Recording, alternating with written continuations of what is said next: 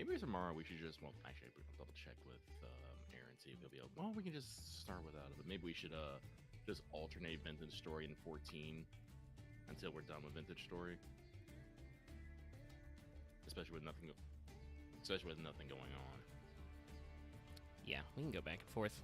Also, people did not hear my first response to that because I unmuted us for the end the before times, but I forgot to. Oh shit! I was mid-conversation and forgot to untap my microphone. We're both good, though. The green bars are there. Hello.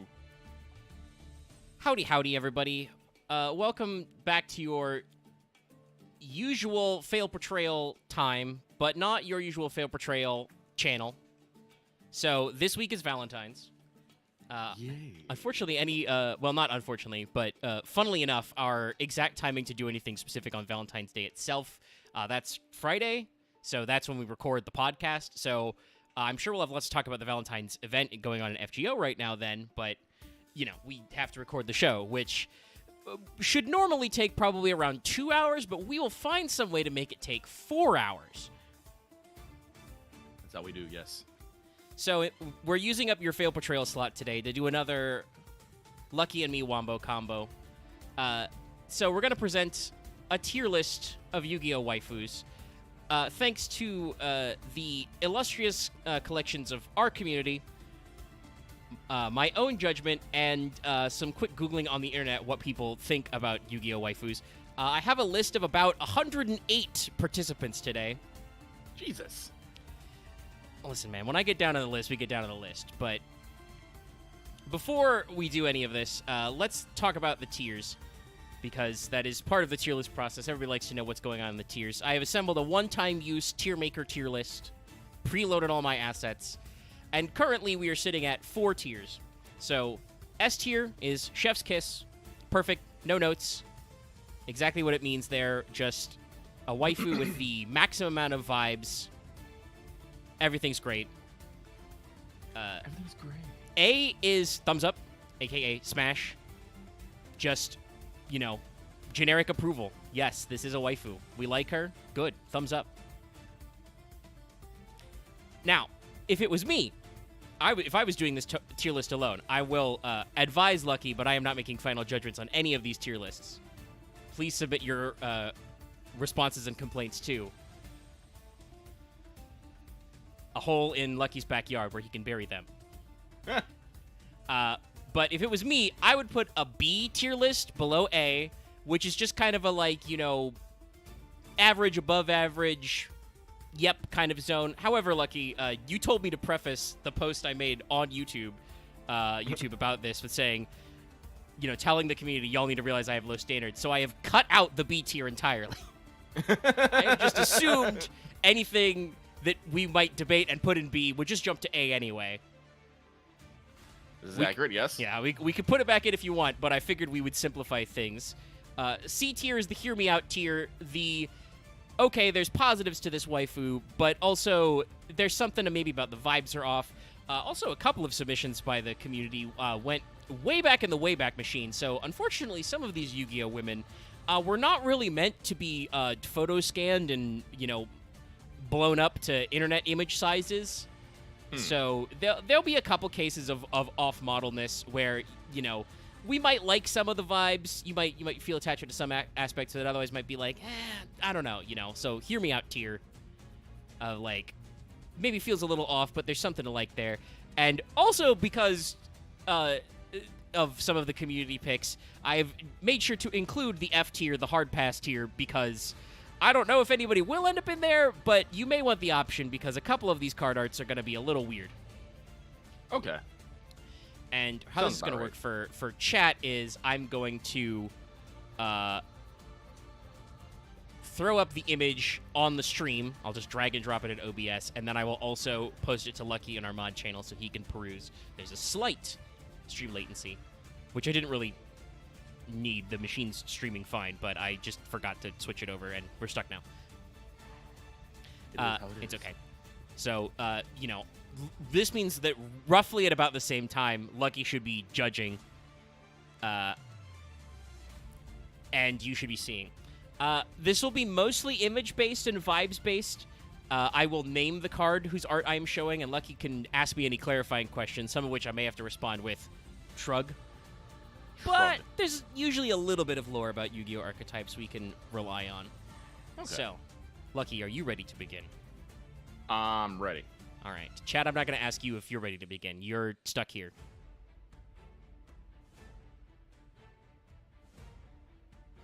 All right.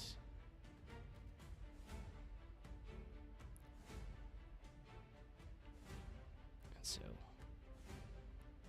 our first card, Allure Queen, level 7. She's called level 7 because she is part of a series of monsters all called Allure Queen, who are different levels that you slowly level up. Slowly level up? Yeah, it takes a little bit. They did do some... actually, this card did get some recent support, so you can go a little faster, but yes. Allure Queen, level 7. Well, she definitely got the queenly I'm looking down on you, babe. Gaze. That's nice, but she seems kind of fucking noodly. Look at those, like, thin arms. Jesus. Yeah. Also, really long hair. And also, who doesn't fucking love just the fucking mid-thigh dress? That's great. Mm-hmm. I love it. But, you know, that's firmly in the A tier for me. All right. She's pretty neat, but there's nothing that necessarily screams out of me. Oh, she also has flaming fucking orb flying around? Rad. She's got some orbs. Make sure I'm selected correctly so I don't accidentally delete any layers.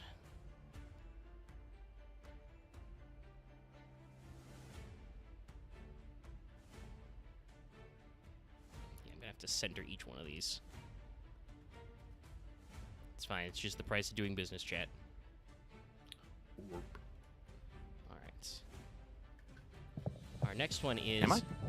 Am I quiet? Are you a little quiet? You might be a little quiet. It's pretty normal to me. Let me get up. All right. This is Amazoness Augusta.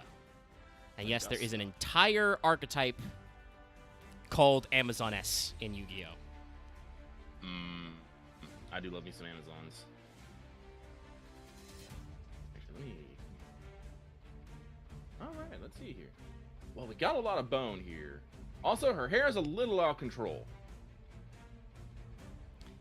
Yes, this is a definite Yu-Gi-Oh! Design. The hair. Yeah, no. The eye, the hair. A lot of colors going on here. A little clashing, in my opinion.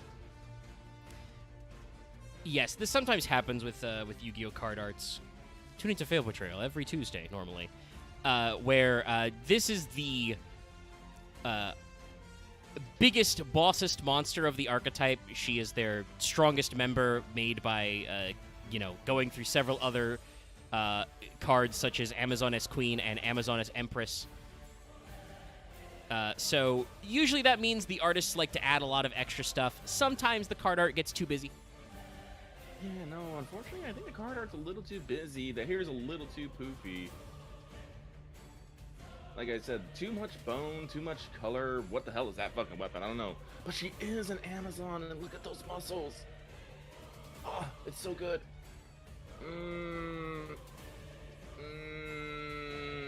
Nah, see, she's alright, but not quite it. Not quite it. All right.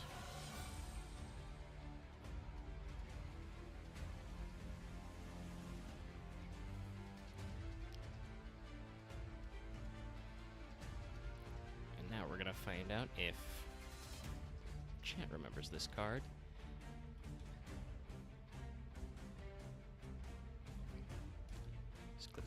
There we go. Post to Discord. This is Ancient Elf.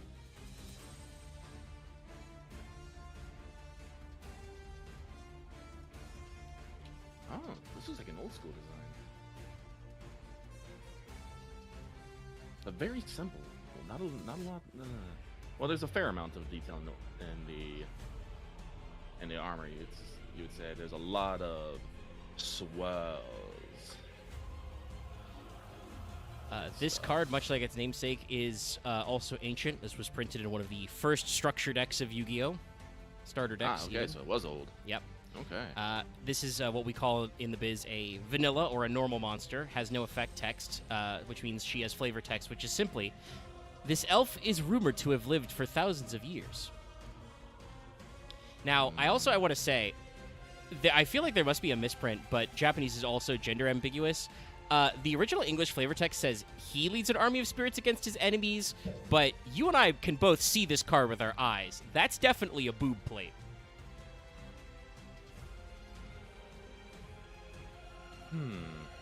That is a boob plate. But no, they also don't necessarily... They seem more androgynous than not. This is also a... I don't want to say problem, but a thing that does come up in Yu-Gi-Oh! Occasionally, where some cards, real hard to tell what gender they're supposed to be. Yeah.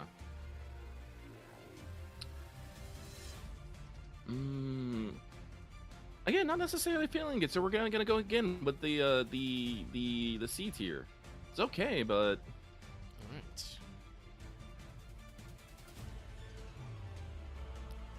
not quite there. It's all right. We're developing the curve. The grading is starting. Ow. Sorry, I've just pulled my finger to pop a knuckle and it popped. Don't do that. It didn't actually hurt. I am just conditioned to say ow when it pops.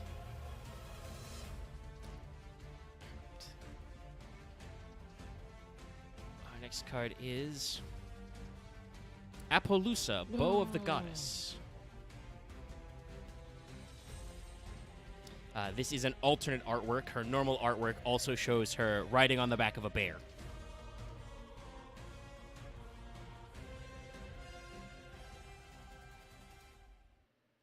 Well, the bow is very striking. It's very lovely, too. Also, Kimono Mimi, perfect, excellent, love it. I'm not entirely sure what kind of wings those, but fairy wings, very bright, very nice. Much more feminine looking than Ancient Elf.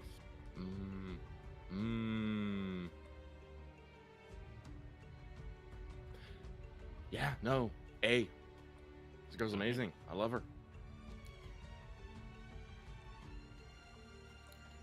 To the A tier.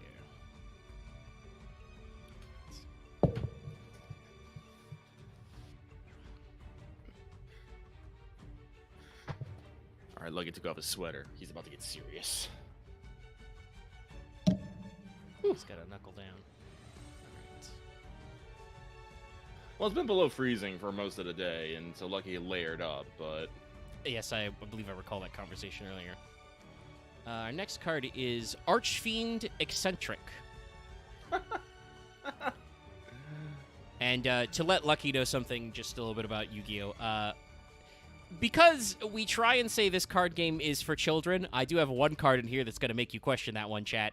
But we try to avoid some of the more obvious, like, occult or demonic names in the translation. Archfiend in the OCG, the Japanese version of the card game, is just Daemon. So she is Daemon Eccentric. Oh. Well, like I said, seems a bit on the more petite side, but is, you know, still possessing that womanly charm. Don't get to see the full phase, which isn't great, but there's just something about a masked girl with a big sheet-eating grin that just strikes me right in the kokoro. Also, purple skin. That's rad. Yep. That's rad. No, A. Alrighty.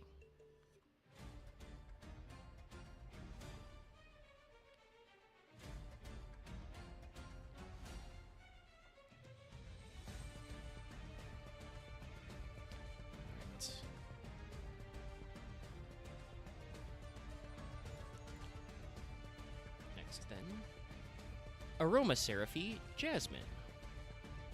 Oh. She is from an archetype of cards called the Arrow Mages, who are all named after classic essential oils, basically. Oh. So, Like aromatic. yes. This is Jasmine. There are other members such as, you know, rosemary, bergamot, etc.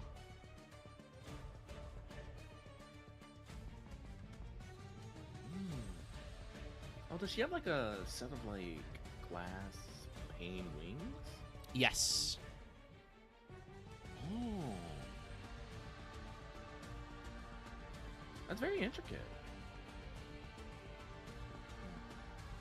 Also, I like that staff design. I always had a thing for like staffs that are like shepherd's hook that usually have like a lantern or hanging something in them. I don't know why, that always just tickles my fancy. Oh yeah, it's very neat. Let's see, a very lovely, lovely face. And very interesting clothing. Well detailed too.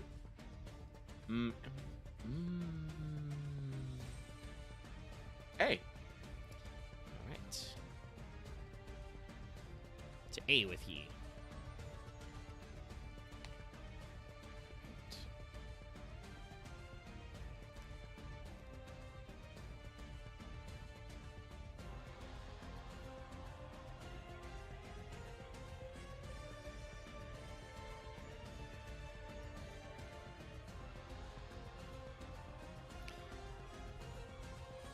Next, Elsa the Earth Charmer.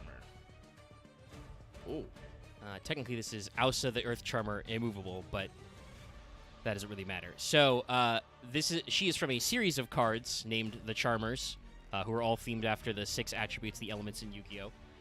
So I have peppered the remaining number of them throughout this list, with the exception of Dark Chat, because Dark is the token guy in the team. And Dark's not really even that cute. I said it.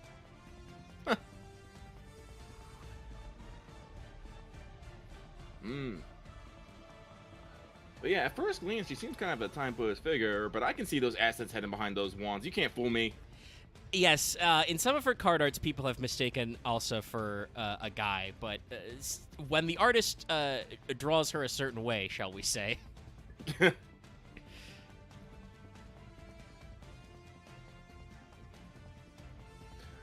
No, but she got the, the kind of messy brown hair, the glasses. She wears to be short. Seems very athletic. Is that a tail, or is that just something bushy? I think she just has something bushy, like, on her belt.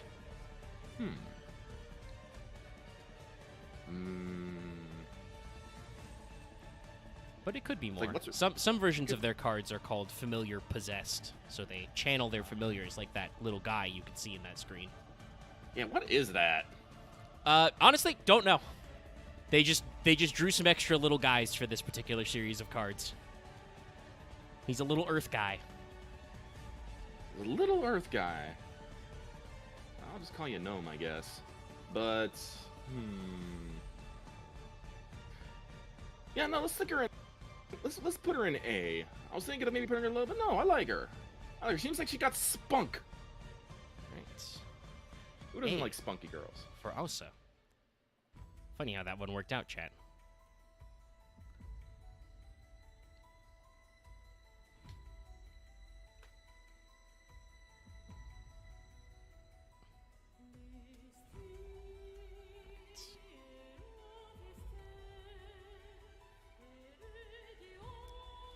Next.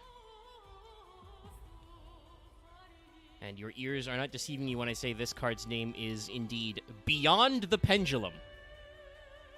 Oh. Miss Beyond the Pendulum.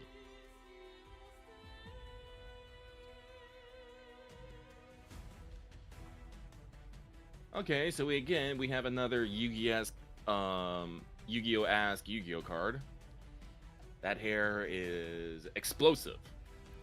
Are her eyes both multicolored? Jeez, they are. We got a lot of red and blue going on in here. Yeah. Like I said, she definitely that is a bust. I think that's the largest bust we have maybe seen here so far. Yeah. And I think this may be the TCG artwork. So usually I have tried to gather the Japanese version of the artworks where we don't drop everybody down a cup size, but I think this may be the English artwork. So Beyond the Pendulum is a card related to one of Yu-Gi-Oh's many mechanics called Pendulum Summoning. Mm-hmm. It was a headlining special type of summoning for one of the anime series. This character isn't explicitly an anime character, but she kind of takes cues from a couple of characters from that season's design. And the pendulum summoning type is like real heavy into the blue and red alternating colors. Ah, I see. So she is some sort of mysterious spellcaster woman who's here to help you pendulum summon better. Cool. I could always use assistance in my daily life. Like I said, nothing seems bad about her. Just seems very Yu-Gi-Oh as fucks, and I guess it makes sense considering, you know, she's here to help you pendulum summon. So A tier. All right.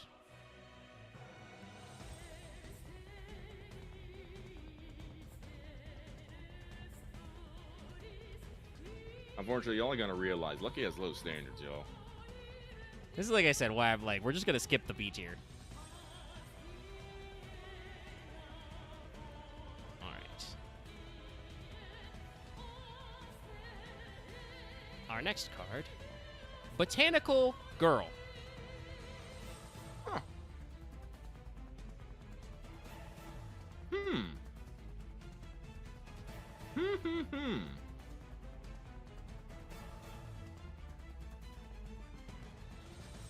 Well, we'll definitely see the botanical bits of this, but it also looks like she's made out of various man-eating plants. Yes, entirely probable. Well, no, it looks like she has Venus flytraps for her boob colors, and I know that's a picture plant on the back. That's also a little weird. I'm gonna be real, y'all. That's a little weird. Petals for hair.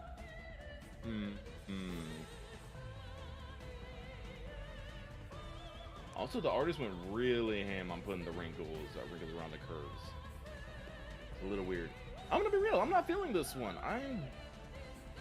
When I think Plant Monster goes, this is not it. So, nay, I say. All right. Bottom. Our first in pass. Yes. Someone definitely wanted to test the limits of our capabilities here. You will find several varieties across the spectrum of monstrous ladies on this list. So somebody was determined to find our limits here. So goodbye, Botanical Girl.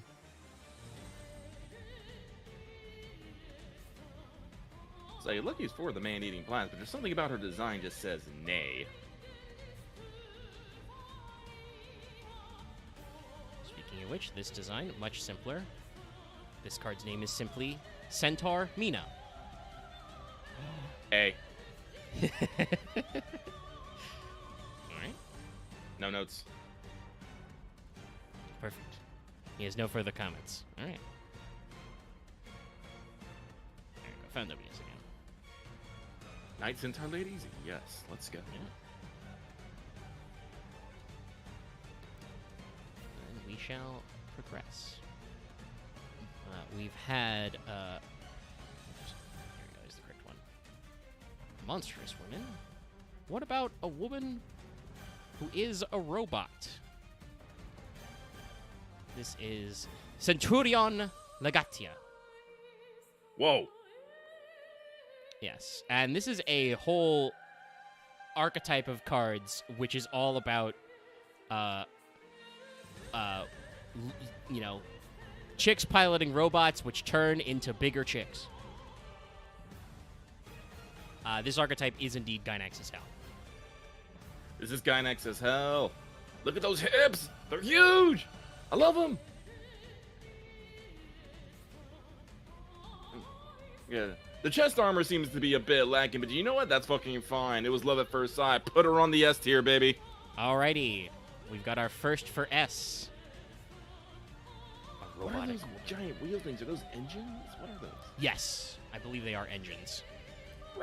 You basically get to this form by combining the pilot, who is a pretty normal anime woman of nondescript age, though she does have a rabbit ear thing going on. Her normal mecha, which is kind of a little, you know, round egg-looking boy, and what do they call it? The Squire. Her name is Centurion Trudea. She's basically a fire elemental, so you get pilot, fire woman, and egg-shaped robot to get big fiery robot woman. With rabbit ears. I'm okay with this. Yeah. All right. I left her on screen because I needed to look at the card art to describe. All right. Next up. Next up. Next meme. Condemned Dark Lord. Oh.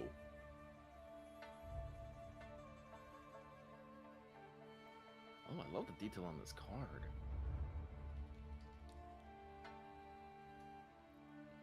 Yeah, at some point they switch to digital artists, and some of them get real detailed. Dark Lord also is known in the Japanese language as Da Tenshi, Fallen Angel. I can see it.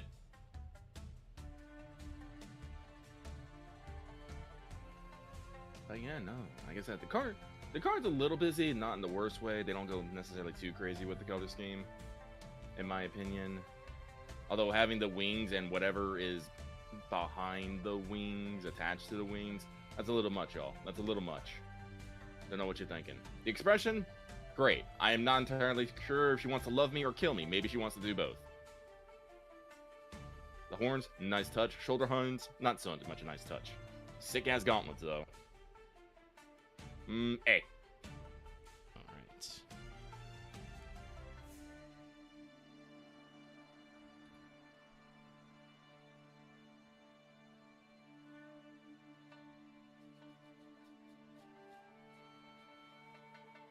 Yeah!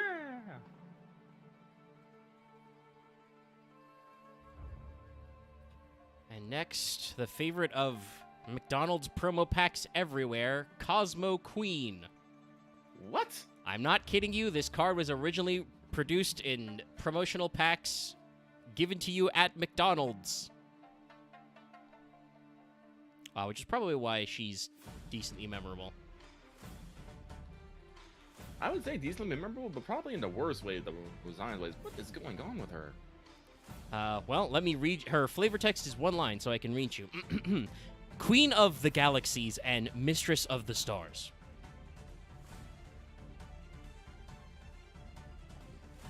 Queens of need a fucking fashion makeover. What is this? What is this shoulder mantle thingy? Just pointing up. What's with their dress? What's with their hands? What's going on underneath? Is that a helmet? Is that your head? Is that your brain? I don't know. There's too much going on here. It's definitely a understand. hat. But yes. No. Bottom tier. Yes. She does have a couple of retrains. I think somebody in the chat posted about it as well. Like, you know, they take old school cards and reimagine them. But honestly, they're boring. They're Oh, really? like, yeah, like the retrained version of her is the proportions are better, but she's still wearing the silly hat. And instead of like the giant shoulder pads, she's just got like a full length red robe and she's floating in space. So it's like, okay, this is better, but there's still nothing to talk about here. Yeah. All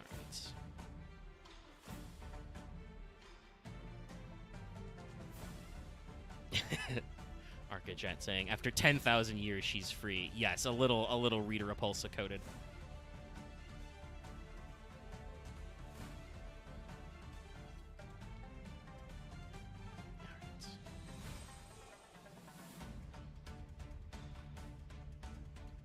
Next.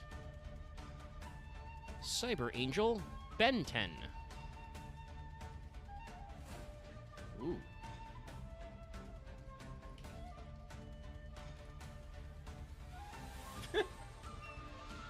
Sorry, I'm just taking in all the design. I'm just like, why are there little balls on her fucking knees? Man, I don't know. Konami loves orbs. Usually we put orbs on dragons, not women, but, you know, sometimes they just can't be stopped. Like, the orbs up on that like, little thing look like they're holding something there, but the orbs just look like, on her knees, just look like someone just hit her with a fucking ball and it got stuck. What the hell? Yeah.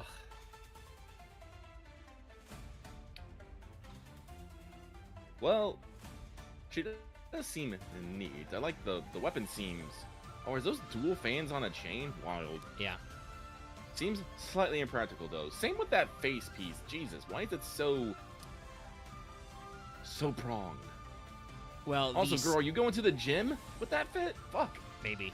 The Cyber Angels are all based on a lot of Buddhist and Hindu deities. So Ben 10 is Benzai 10.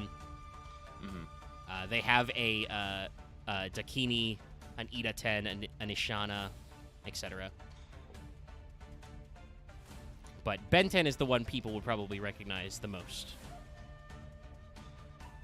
Yeah, well, I like her big poofy hair, but unfortunately, I think she's in the sea. She's neat, but she doesn't strike me in the heart. All right.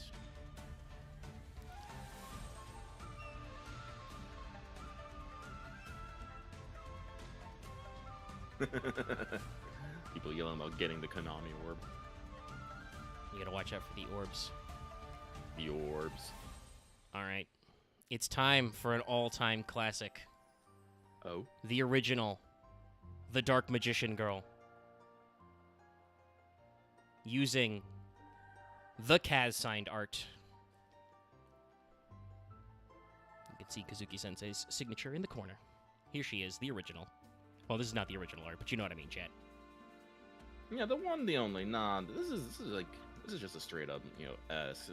She's almost a mascot at this point. Oh, boy howdy is she. Alright.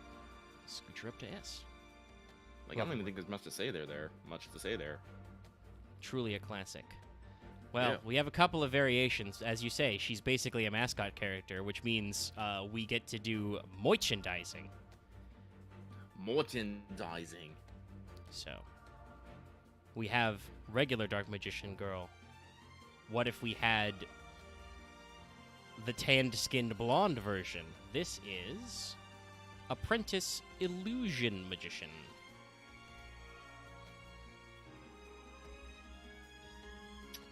I mean, yeah, also, S tier, who doesn't like some tan blonde hair girls?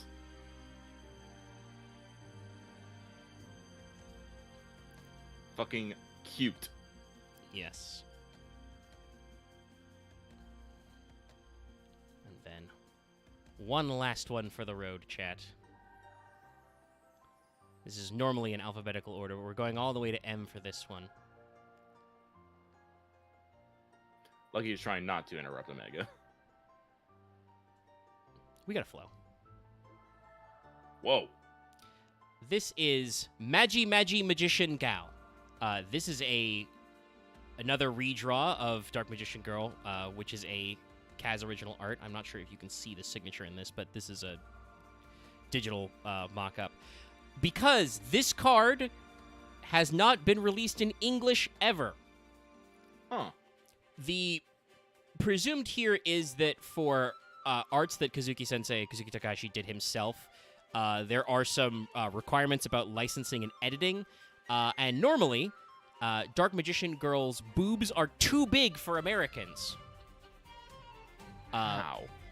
Yeah, I don't know, man. They mark the cards 6 and up, I guess. But, yeah, so presumably they would want to nerf the cleavage, and Kazuki Sensei was not about that, so we did not edit his artwork. So this card has never come out in English. Sorry, I'm just thinking about the things like, a 6-year-old child in America opens up a pack of cards, sees a girl with big tits on her, and all of a sudden goes under his evil awakening into a sexually awakened individual. What the fuck? I don't know, man. It's like, no, Billy, don't look at the boobs. You'll get puberty. No! You're becoming nerdified. You're gonna want to date 2D women and summon demons. Little do they know that both young nerdy men and women want to date 2D women and summon demons. Yeah. Also, I love Rama's got a great one in chat. Shoulders too lewd.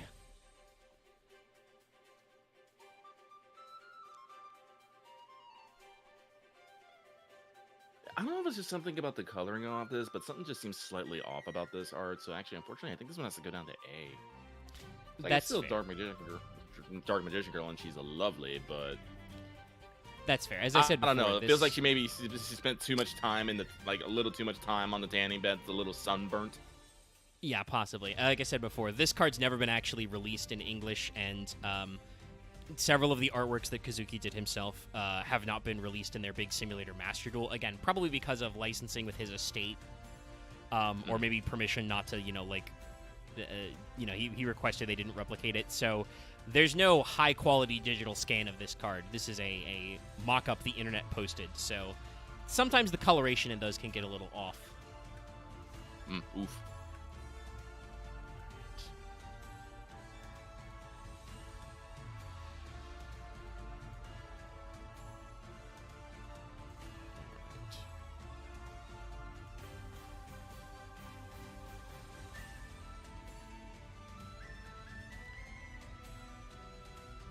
This is a card that for our chat at home, they're going to be looking at me and going, who?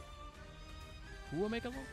This is Dark Scorpion, Mene the Thorn. The Dark Scorpions are the gang of thieves she's a part of.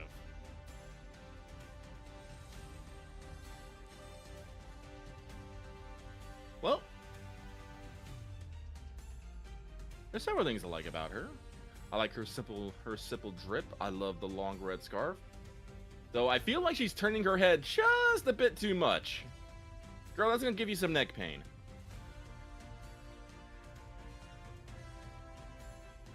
Unfortunately, though, nothing really strikes me out. Yay or nay. She just seems like a girl.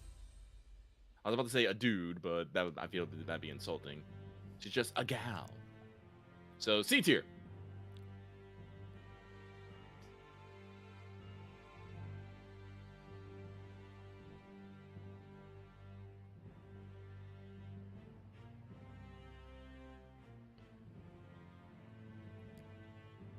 We still are in the old school realm.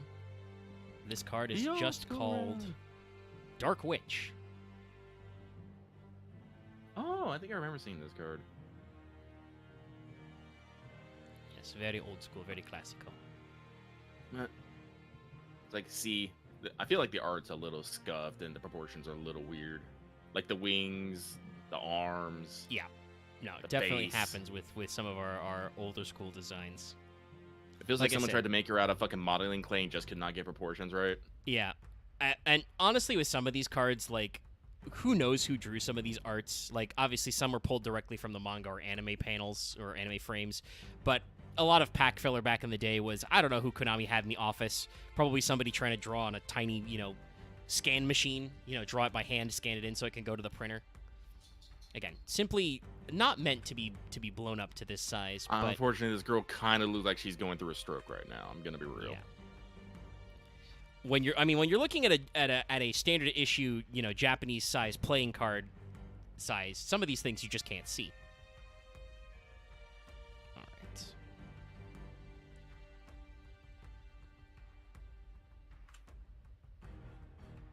Next up. Next up. The Deep Sea Diva. Oh.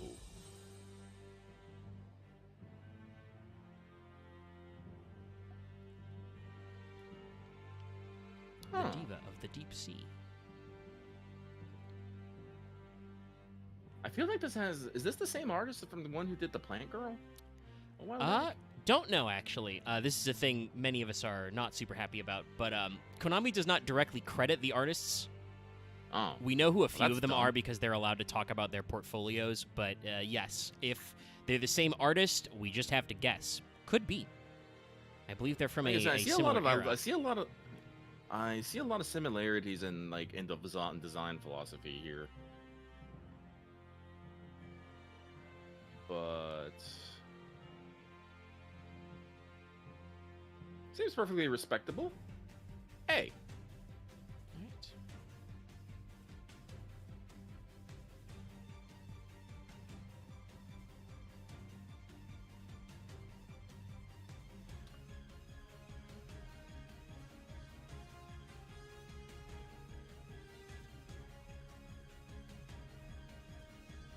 Alright. sure this is one chat has been waiting for. This is Oh. Diabel Star, the Black Witch.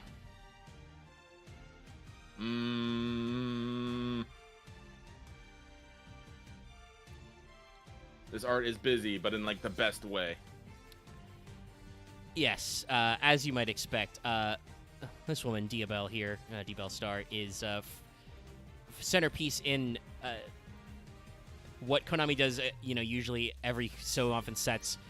She's basically the central character in a major storyline where they tell you stories through card arts. Oh, So okay. she is a protagonist who goes on her own journey of, uncovering lost treasures called the Sinful Spoils. She runs into goblin bikers. I am not shitting you. That's the literal name of the archetype. They are goblins who ride motorbikes. Deals with some friends and rivals along the way. And at the end of the storyline, she gets dragonified armor. Oh, that sounds rad. Yeah. But S. Yes. Diabel, very popular. She's just too cool. But also probably a little bit of a dork. They showed like a 5-second teaser of her because they're planning on releasing some anime shorts of card storylines.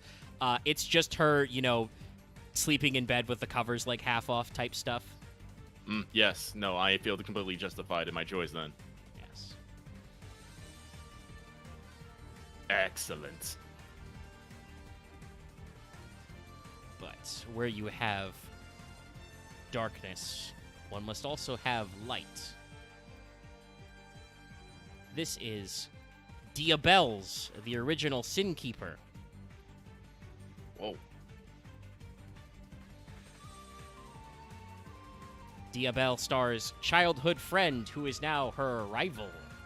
You can tell because she's oops all white. She is oops all white. Looks like she's wearing a straitjacket that she decided to bedazzle. Honestly, I've seen some other cards in this storyline. She may have done that. we get some weird, one of the archetypes in this is called White Forest. So we get like Grimm's Fairy Tales, Spooky Woods type shit. Like I said, the through line of this is a series of cards which represent like treasures or mystical powers called the Sinful Spoils. So we get a little weird. Okay. Yeah, Diabels. Diabels doesn't quite. I don't know. She doesn't quite have the impact as her rivals. So A. All right.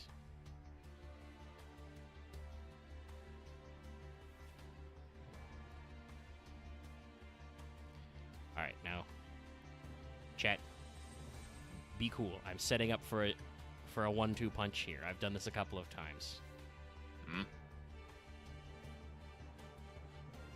So, I think which may be our only spell card on this list. This is the art for Dion Keto, the Cure Master.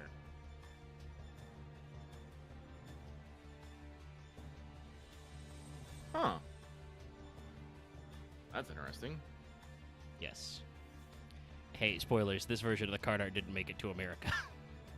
I'm not surprised. What is this spell card? She's called Dion Keto, the Cure Master. When you play it, you just gain 1,000 life points. Oh, nice and simple and easy.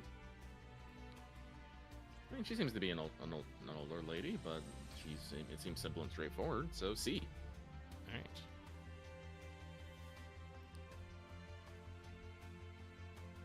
But I told you that story so I could tell you this one. What if that Cure Master was smoking hot in the 80s? This is Dion Keto. Yes, that's right. They translated this as Boogie Master.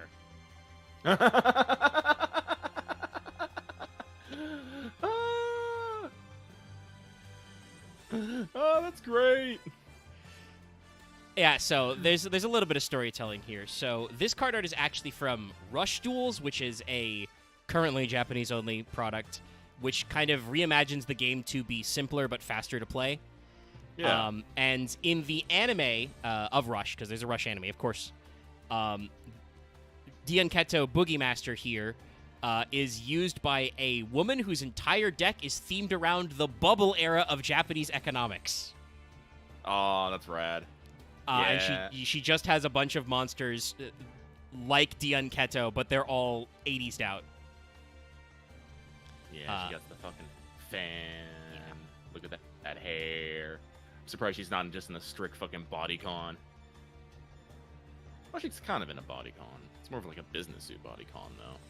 I didn't put her on the tier list because it would extend our time, but there's also there's a version of her as a prison guard and a version of her as a chef. She's popular. Yeah. Apparently. Rad.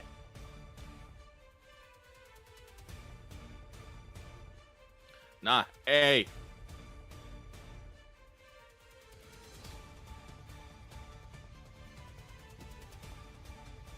Nope. Sorry, it's a little... Let's do it that way. The tier list maker got a little weird because we're adding a second row. Okay, all right.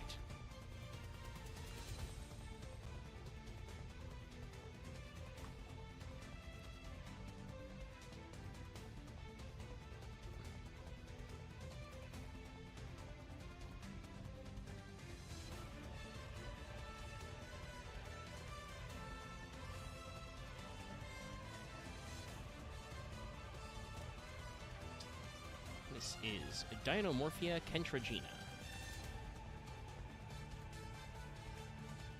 Oh, shit. She's so busy, but she's so cool. S. What's with that fucking tail? I don't know, but I love it. Yes. We like to play a little game sometimes when we do Fail Portrayal of guessing, because, Yu-Gi-Oh! Monsters have, obviously, their names. They have, an element, an attribute. But they also have what are called types, which is just kind of like their general tribe. This is a dinosaur. Oh.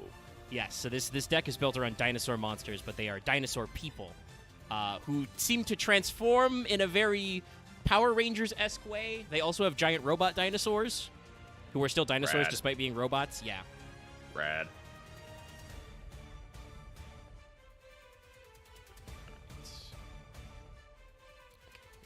All right.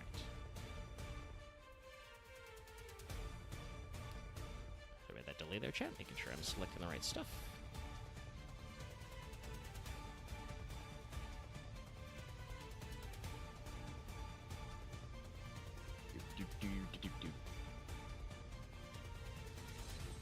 Well, it's funny you say that because our next monster is Dosulfacord Coolia. Oh. There we go. Bet she's musically themed then. Whoa. Yes.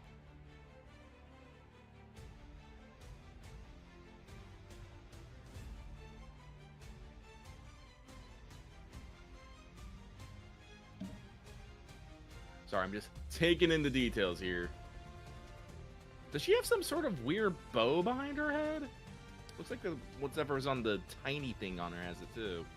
What is Yes, I actually see if Cooley is in any other card arts. Because I think that's on her back, that? Okay. but it might be in her hair. I don't know, whatever it is, it looks fucking big. But also, check out the baton. Look at the fucking what's it called? Like the treble clef?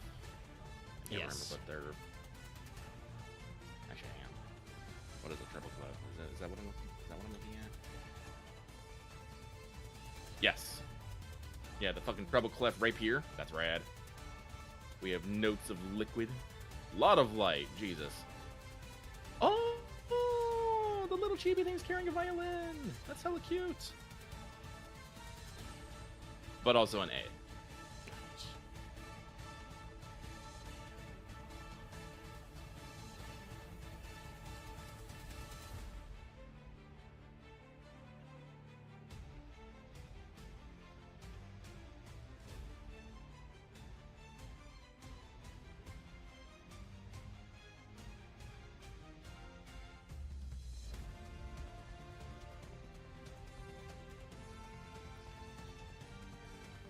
It's time for another classic.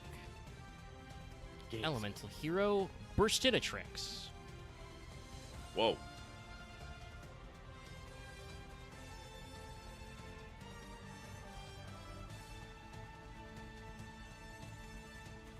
That's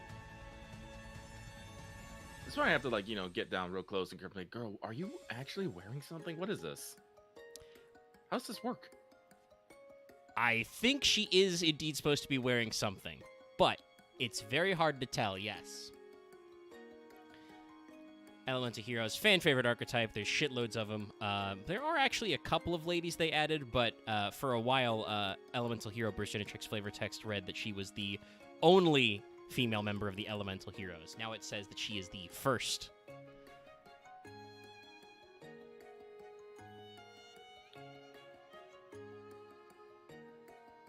I'm sorry. I'm just looking at her hair. It's like someone splashed with water, then flash froze it. Just stuck out like that. Jesus. I also just cannot get over, like, the half body suit, I guess she got going on. I do not understand how that stays on. It seems like it's painted on. Yeah, in the...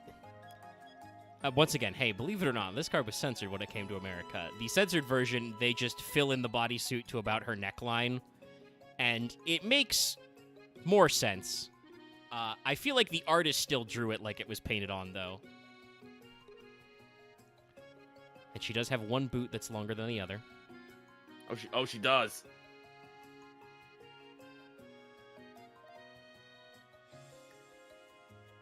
No, she seems rad, so A. I'm just wondering about her fashion. Oh, Where did you trust buy me. that? That was our first ever series of failed portrayals. Was talking about the hero archetypes, which is spelled in all capital letters, because there's a few subtypes in there. There were some points where we collectively started losing our minds because some of the card art gets a little non-Euclidean. Oh.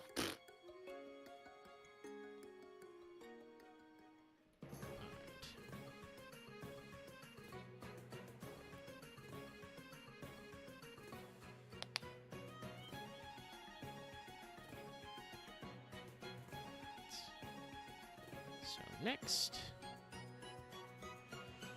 Behold, a giant woman. El Shaddai Construct. S. As expected. Yes, she's a giant woman. You can tell she's giant because there's a dragon in this scene. And he's very tiny. He's very tiny. I like that even though, like, she is robotic, we don't go fucking crazy on the robotic designs. Like, it's very, you have the very obvious, like, ball joints and whatnot. Yep. Very simplified parts. Almost makes me think of an Iron Maiden in ways. Probably, honestly, an intentional design note. The Shaddai monsters are from a long-running lore series, they are possessed or corrupted versions of earlier cards in the lore archetype, as you can see by the sinister threads. So, looking like an Iron Maiden, probably intentional. Okay.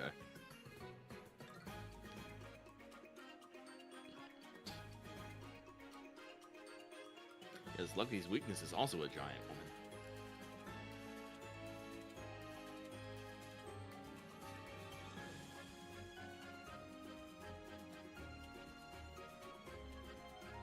Well, I don't know how giant this woman is, but this is the Empress of Prophecy.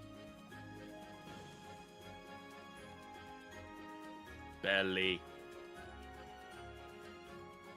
Yes, I had to make sure to find the uncensored version of this card art. In the English release, they painted over her stomach to look like she's wearing something there.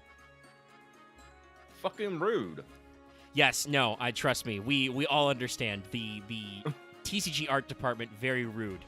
Do you have tits or belly button and occasionally armpit? We gotta hide that. The children can't see that. Protect their virgin eyes, but let them go play around on the internet. Oh, but like I said, the belly's very good, and I like the dress. I really do. Well, the headdress is a little much, but It's cool. Got the little papers, got the staff emitting something. Is that oh, that's a shield she has. Rad. Like I said, this is a very good. I was almost say this is S, but it didn't immediately punch me. So A. All right. If there was like an A plus, she'd go there. We'll do what some people do with tier lists and put her towards the front of A, so you know she's more important. Yeah, unfortunately, if I actually did like a full-on tier list, there'd probably be like 8 fucking sections to this. Yeah, no, honestly, same. Like we're doing a little jokey. If I wanted to nail this down with scientific accuracy, we would need some categories. I have a hopefully memorable FGO tier list I've done a couple versions of and posted in our Discord and that I think has like 8 or 10. Because, like, you know, not only do you need more detail, but also you get, you know, jokes in there too. You have outliers, you have special circumstances.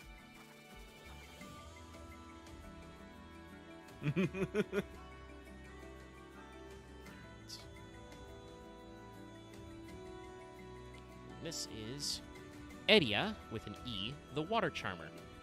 And her subtitle in this card art is Gentle. Oh, I love her. A.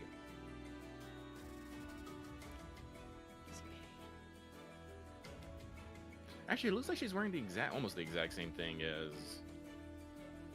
Oh god, what was the Earth one? Alsa. Alsa. Yeah, I think they're supposed to be like a little guild or adventuring party. Mm-hmm. They're part of a team up, so they have similar outfits, but obviously, you know, they have individual colors and sub themes. Yeah, no, I love it. She good.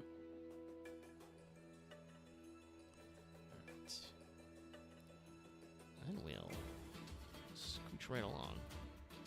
Scooch.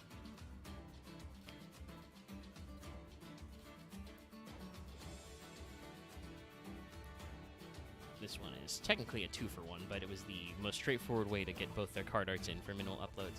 These are the Evil Twins, Kisikil and Lila.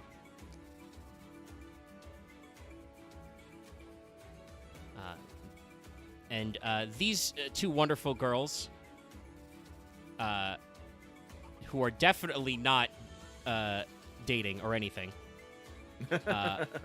are VTubers by day, Phantom Thieves by night. This seems like a modernism and a half. Yeah, this came out, I want to say like 2020, 2021. But yes, the Evil Twins are the Phantom Thief mode, and their VTuber modes are called Live Twins. Oh, okay. And they have cute little avatars with costumes. That's hella cute. Hey.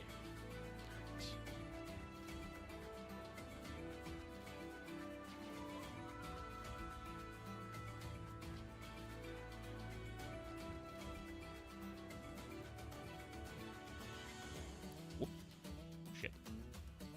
How did I select the wrong thing and delete it? Hold on. Uh-oh. Alright, this means I'm going to play with my layers. Layers. Well, while Mega does that, I'll let everyone know Lucky Hella got the vintage story on the brain right now. Just keep looking at the clock. Aaron, the person that runs our multiplayer server, won't be home until like 7. I'm just like counting down the minutes. I have many projects to do, not enough time.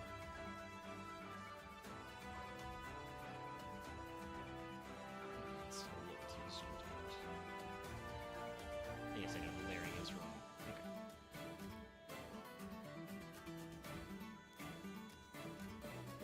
Put that under. No, that's right there. Yes, sorry about that, chat. We accidentally grabbed the layer that the window browser I have this tier list on and closed that instead of the video added. Uh-oh. It's okay, we're back now. We back. Alright, so that means where was I? Yes, the Evil Twins.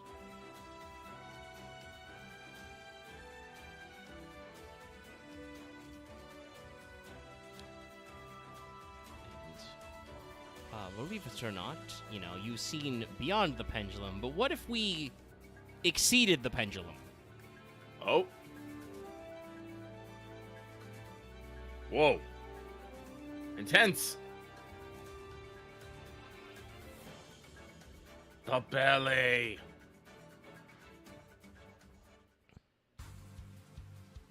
Does this just mean does now her hair also have some blue in it?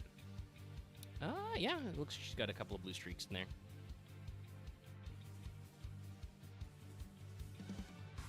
I'm gonna have to say A. Like, this is another one of those A+ situations. Almost there, not quite. Make sure to put her in front of the other one. All right.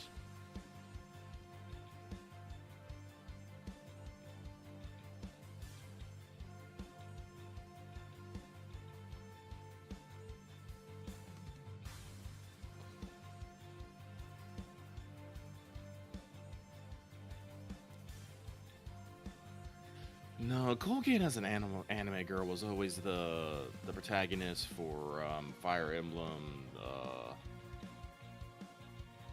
The one that the most recent one, yeah, my brain completely blanked out.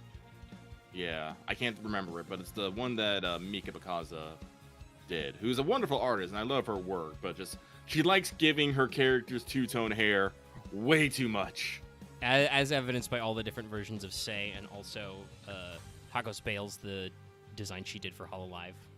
Mm-hmm. Bai's design is very Sei Shonagon coded. All right, this is Fire King Courtier Ulcanix. Ooh. Ooh. S.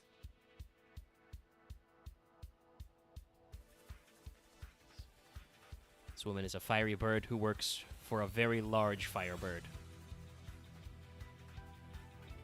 A king of fire, if you will, even. Also, yes, this is relevant to chat because this deck just won a big tournament in England this weekend. Oh. Oh, her hair even turns into fire. Rad. Yeah, no. I like to say sometimes we have fun here. I laugh at her chicken feet, though.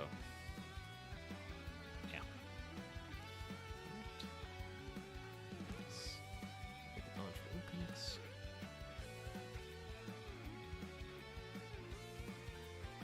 To Fortune Lady Every.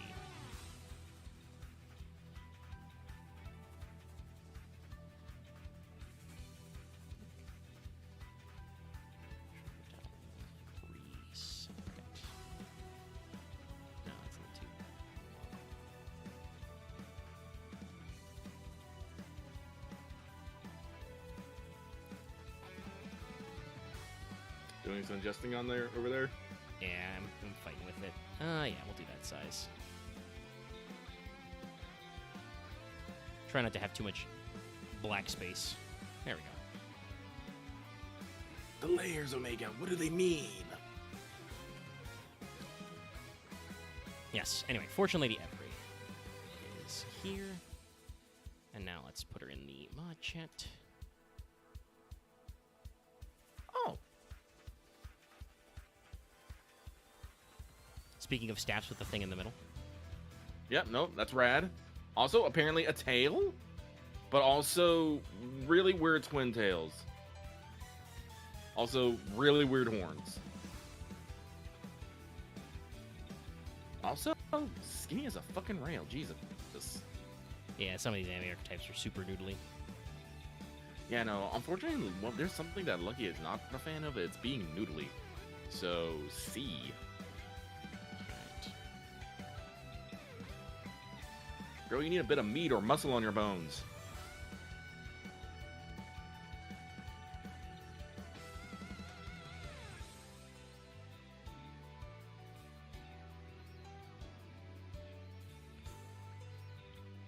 Next, Galatea the Orcus Automaton. Orcus Automaton. Oh. Well, ain't this a cutie patootie?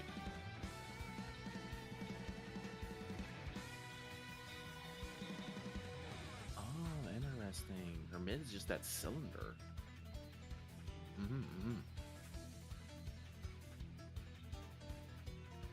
Nah, she hella cute. Hey.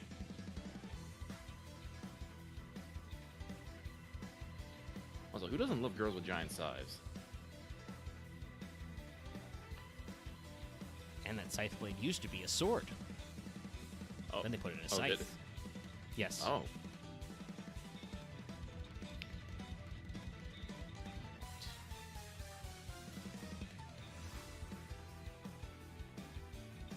Honestly, I feel like I should be asking about story more, but I feel like we'd be here a lot longer. You know, we could be here a little longer, but yeah.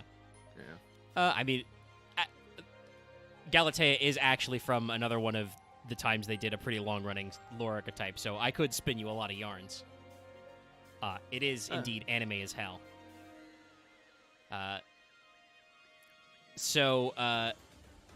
This archetype is called, that series of cards is called World Legacy. They start as just, you know, normal kid adventurers, you know, exploring the world, finding the World Legacy relics, until they discover their ultimate enemies who are leading the hordes of monsters against their people, and are bamboozled by the evil fairy. The little fairy that was with them was the bad guy all along. Oh, no. And she tries to possess one of their friends. Ebe is her name. So Ebe stabs herself with the sword that is now in that scythe blade. This bothered her brother, Girsu, a lot, so he made a robot copy of his sister, so he would download her soul into it later. And that's Galatea. Unfortunately, this plan did not work because his sister was possessed by the evil fairy when she died. He got the evil fairy instead, and then they really fucked some shit up. But that's okay. They used the power of friendship and saved the world. Did someone turn into a boat? You know, from a certain point of view, the protagonist of that Avram becomes a card called the World Gears. So you could say he turns into a boat. He turns into a giant collection of gears and resets the world. Like I said, it's super anime. Sounds heavy. That's another thing. Like the actual lore archetypes for Yu-Gi-Oh can get pretty dark. Like there's a lot of recurring themes of, you know, people being taken over by dark forces. You know, sometimes casualties of war, that kind of stuff. While there's lots of, you know, giant dragons and giant robots and cute waifus, Yu-Gi-Oh's never forgotten that the original card art and the card games from the manga were very spooky. They were, you know, quite occult. So we still get some spooky vibes. Chad has been looking at this card for a hot second, but I'll pop in. Our next one is GB Hunter. Ooh.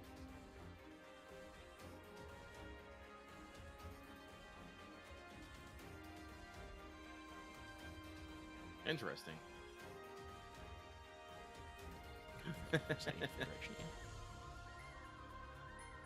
I like she also had hair clips that are the same, like, design as whatever she got going down in her pelvic region. For absolutely no reason, by the way. Yeah, I know. We just decided to match. Looks like we have... Is that a mechanical / cybernetic arm? I think she might have a robot arm. Like I said, it doesn't sound have the same proportions as the rest of her. But also, it's one of those things that, like, this cyborg ninja-ass girl just has these long blonde locks. It's like she gave up many things. Her hair routine was not one of them.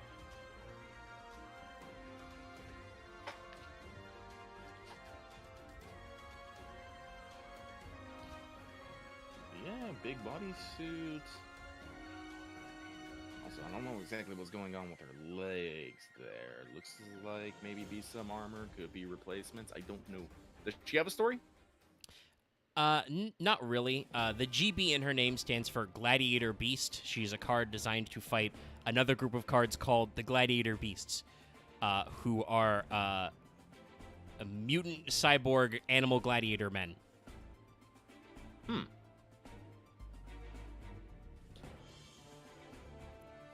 Well, I feel no particular feelings to her one way or another, so C.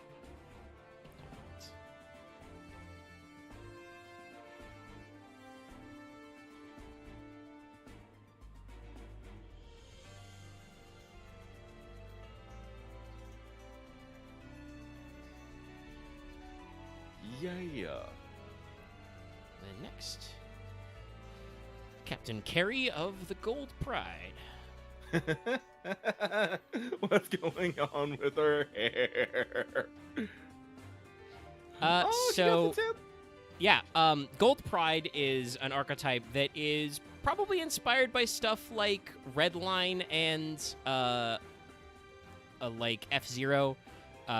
It's a bunch of weird, wacky space racers. So I'm pretty sure Carey is an alien. Yeah, no, I would assume so. Seems to have some various aquatic traits, but like from the weird aquatic creatures. Hell, she even looks like she has like one of those fucking worms that just as a hook. It looks like. Is that thing alive? I don't know, but her hair is so balloony. Yes. It's cute. She's hella cute. She's also hella funny. Put her on the A. All right. God, that's cute.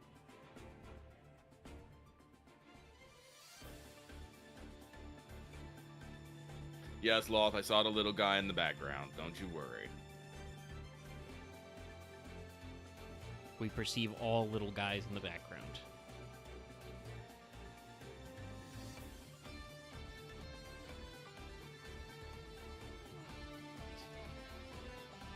Gravekeeper's Spiritualist. Oh.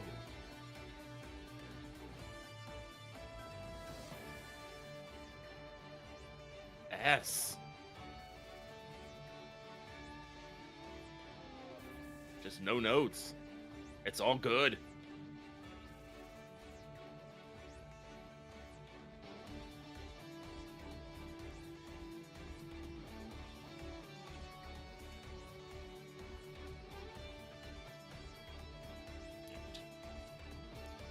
Sorry if my transitions are slightly slower now, chat. I'm being careful. I don't want to break it again.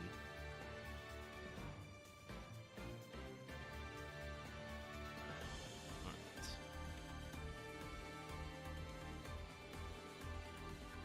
This is Guiding Quem the Virtuous. The Virtuous.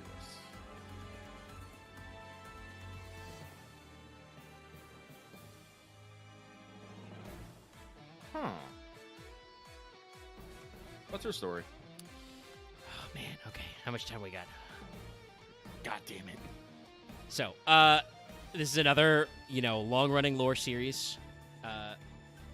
Quem appears towards the end. So, she is the first saint of a weird, vaguely Catholic, but secretly evil nation called Dogmatica. Who was summoned forth again by sacrificing, or at least by piling up all the preserved bodies of the 1,000 saints there were since her. So she's come out. Jesus. And she's spooky. Is she evil? We don't know. She has some real spooky shit with her, though. Also, I can tell you that in that storyline, the Albaz storyline, somebody does a couple people actually basically turn into boats. But I do like spookily, vaguely evil women. I do. Put her on the S. All right. Putting her in S.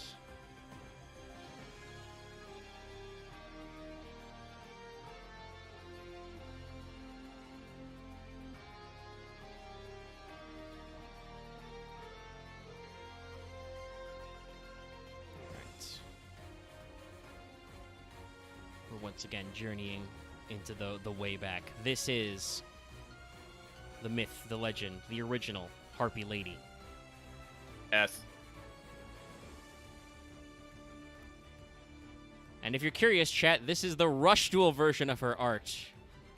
Because it's recent, so it's very, very high def. But it's basically the same pose. They just drew it better. Yeah. Look at that long hair. Those feathers. Those arms are a little long. I don't care, but she's a monster girl. Who fucking cares? Also, that chest armor. Amazing. Yep. And I had to get the an uncensored art for that because the redraw is just they put her in a, you know, again, a body stocking from the neck down. I'm just like, you're not selling it. There's so much more we could be doing, Konami. But we have one more Harpy requested by the lovely viewers out there. This is Harpy Conductor. It's a kind of a card that came out, I want to say like 15 years later. So, you know, this is kind of the direction the art, the way the art direction went in.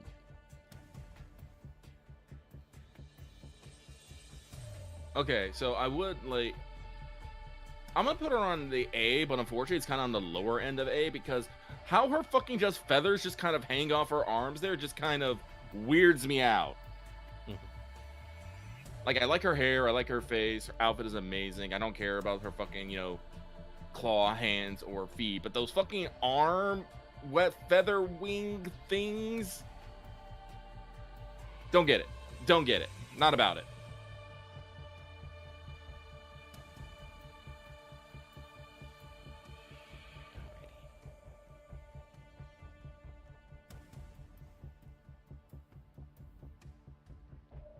Shall leave the Harpies.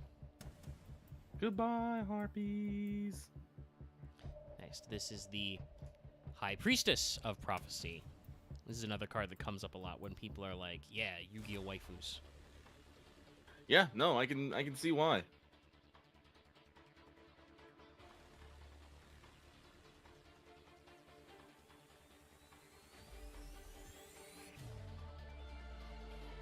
I think the artist probably skimped a little bit on the face, but otherwise, looking good. Again, the hat's a little silly, but I love the floating thing floating around it. What is that? I don't know. I think it's cool. Also, look, her hair does it is a commonly used element in card design for spellcasters in Yu-Gi-Oh! For them to just have weird hats. Just think about the classic Dark Magician and the Dark Magician Girl. What are those hats doing? We don't know, but they're here. Her hair looks like it kind of went off in a firework, but that's cool. Also, the Konami orbs, they're everywhere. Jesus. Yeah, she's got a lot of orbs. The orbs, but also belly. I warned you about and the orbs, shoulders. So, A. All right.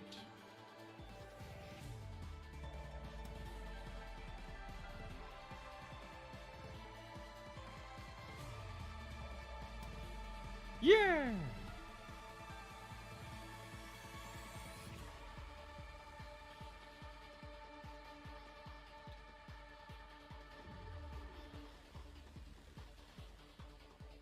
So this is Hita the Fire Charmer, and her subtitle is Ablaze.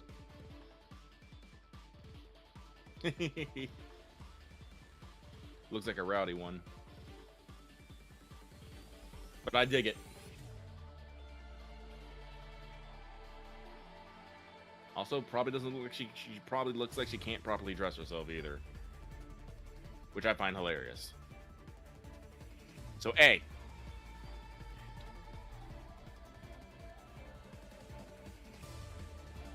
Yeah, it definitely looks like she tried putting on her top first and then put things over it. Yeah. I think she's just trying to figure out how to wear her outfit to... I can't tell if she's trying to show less or more stomach. Well, I appreciate the stomach regardless. I give my thanks.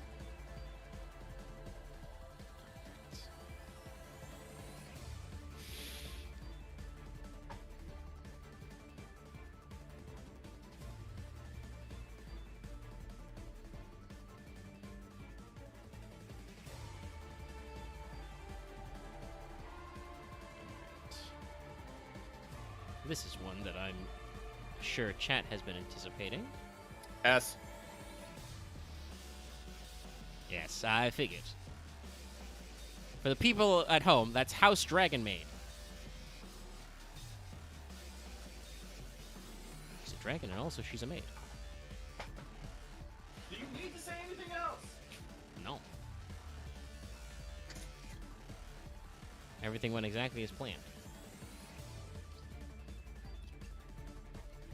But wait, what if she was a giant dragon? Also S.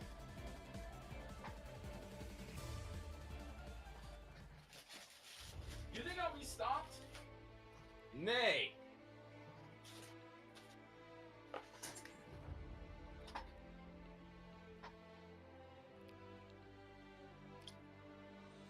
Yep. Yes, no. Exactly as planned, everybody. We all knew where this was going. Actually, Lucky needs to continue by getting his axe. You think I didn't look at her?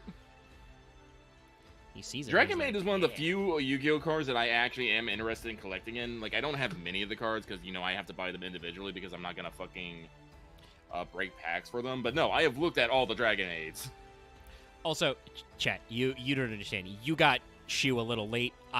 For the through line of the joke, I posted it to Lucky when I said, imagine if she was a giant dragon. So you guys got a little delayed on that, but the timing on his end was perfect. No. Wonderful card archetype. Not drawn by, but I believe this archetype was approved by the mangaka of Mish Kobayashi's Dragon Maid. They saw it and tweeted that they approve. And getting some support this year. Continuing the trend where there's always at least one maid who we don't know what her dragon looks like yet, because they finally gave Chamber Dragon Maid a dragon form, but then they introduced a new maid, Ladies Dragon Maid, so we don't know what she looks like as a dragon yet. Konami's got a real built-in business plan here. Lucky should probably start, maybe take some of this Patreon money and go get some more Dragon Maids. I don't got many of the cards. I need to get more.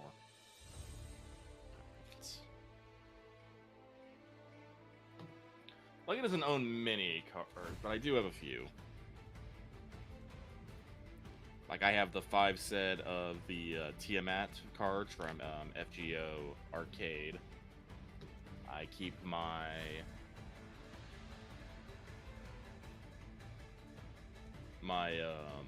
Lucky actually has a legendary card. I have a first edition of Pokemon's holographic Charizard. It's a little beat up because guess what? Fucking, you know, tiny me did not understand that this would maybe be one day worth thousands. But it's intact. Yeah. And then I have, let me see here. How many Dragon Maid cards do I have? 1, 2, 3, 4, 5, 6, 7, 8. 8 Dragon Maid cards. I need to get more. I need to get more.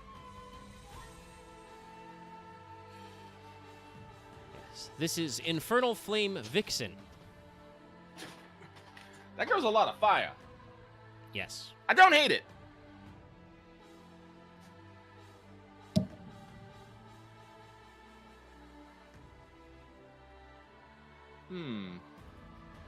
Whoops. Sorry, Lucky just hit a button that was trying to make it a little bit bigger. There we go. Is she just made of nothing but fire? Seems like it, yes. Huh. Seems like it'd be slightly hard to hold hands then. This is just what my boy Finn had to deal with Flame Princess, man. It's true. It's true, but he didn't even end up with Flame Princess.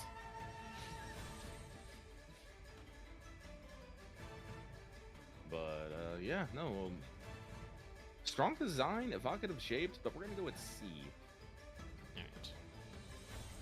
That's fair. I did title C tier Hear Me Out, and I feel like A Woman on Fire is definitely like, hold on, wait a minute. Hear me out. I have to qualify this one. And by qualify this one, I mean, I'm on fire. Oh, you're on fire. It'll pass. You're on fire. It'll pass. Will it?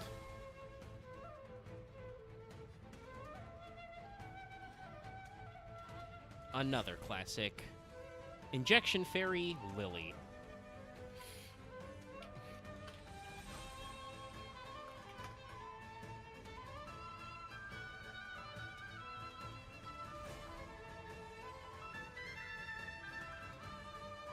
Sorry, someone called me out in the general chat, and I had to put them on blast.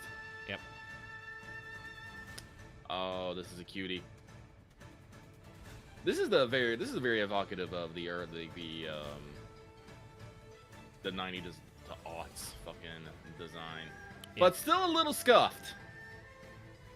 That eye is just a bit too far to the right, in my opinion, guys.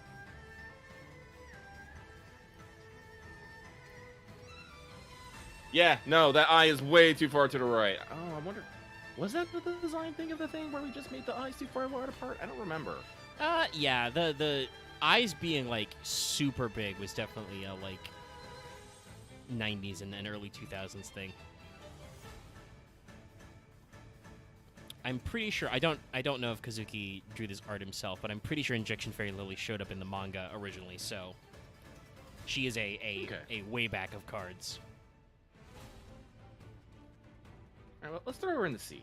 Well, I shouldn't say throw her in the sea. Put her in the sea. She is quite lovely.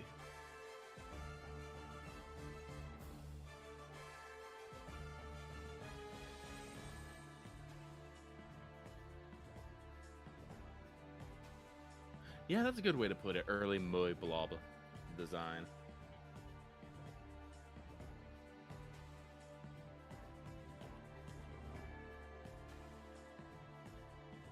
I don't remember what part during the 90s that became really popular, but it was definitely in the 90s. Started phasing out in the 80s, not the 80s, in the aughts. And this card is just titled Insect Princess. Cute.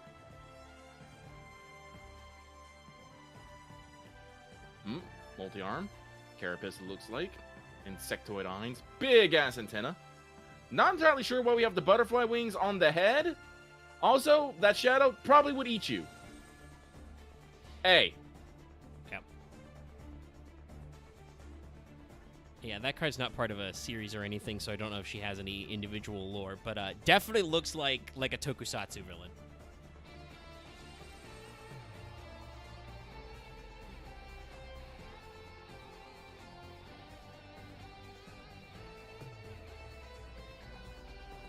Well, you just gotta remember that site that where he can buy cards from. Was it just TCG Player? Yes, that's the premier one. There's a couple of sites, but TCG Player is usually the most thorough. All right, IP Masquerena. Oh, I love her. S. Girls on bikes are hot. And that's why I chose the alt art with the bike, chat. Yep. Honestly, just every. Like, honestly, let's see here. No, whoever actually did the bike design, fucking kudos to them. It's like, they didn't go, like, too ham on the details, but they put enough. They put enough in there. But, how do you pronounce this? Masquerena? Yes. Like, Masquerena is no slouch out. We got the, the futuristic neon lines, but also whatever that tail is, I'm assuming is mechanical. That's rad. Yep. Whatever her headpiece is, that's rad. And I just love her grin. That's rad. We got a triple rad here. Nah, S.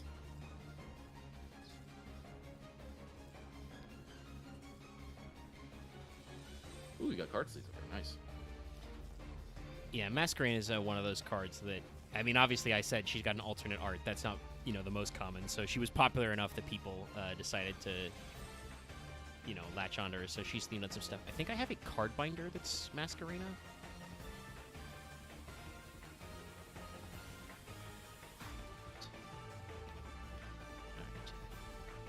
This is Isolde, Belle of the Underworld. Again, Yugioh as design, but not as, for lack of a better word, weird as others. What's her story? We don't have a lot of detail. There were a couple of these cards. Obviously, she's named Isolde, like the classic Isolde. There's also a Tristan, Knight of the Underworld, I believe. They're both actually zombie type, so undead type. Oh. So, This is some sort of evil ghost woman, as evidenced by the fact that I don't know if that's a dress or if she's got a spooky ghost tail. That's true, but no, this is a very good design. Like, we still got a bit of the spiky hair, but it is short. It's also multicolored. The eyes are striking. The mouth is firm. I see that little fang. The chest armor is impressive. The belly, do I see a bit of pelvis in there? Excellent. Like I said, the arms aren't too thin. The armor design is fabulous. No, this is S. This is fucking S as fuck. This is great. Also, to answer chat's question, no, I did not put the other I sold on there. There is a series of Yu-Gi-Oh cards which are themed after Arthurian legend. I do recall this. Yes, but all the names are spelled the most Welsh possible. I'm trying to remember. I think, like, their equivalent of... Is it Gawain or Galahad? It might be Galahad. Is Gwalchad. Whoa. You know, shit like that. Lancelot is Laundislin. The Isolde of the Noble Knights is a very infamous card because she's very broken, and that's why she's banned most places. But not. I don't think anybody sees that Isolde and thinks waifu. They think, you. Yeah, Gwalchad is Galahad. Yeah. Like their equivalent of Arthur is Artorigus. The only one who's normal is like Isolde and Merlin. Merlin's just Merlin.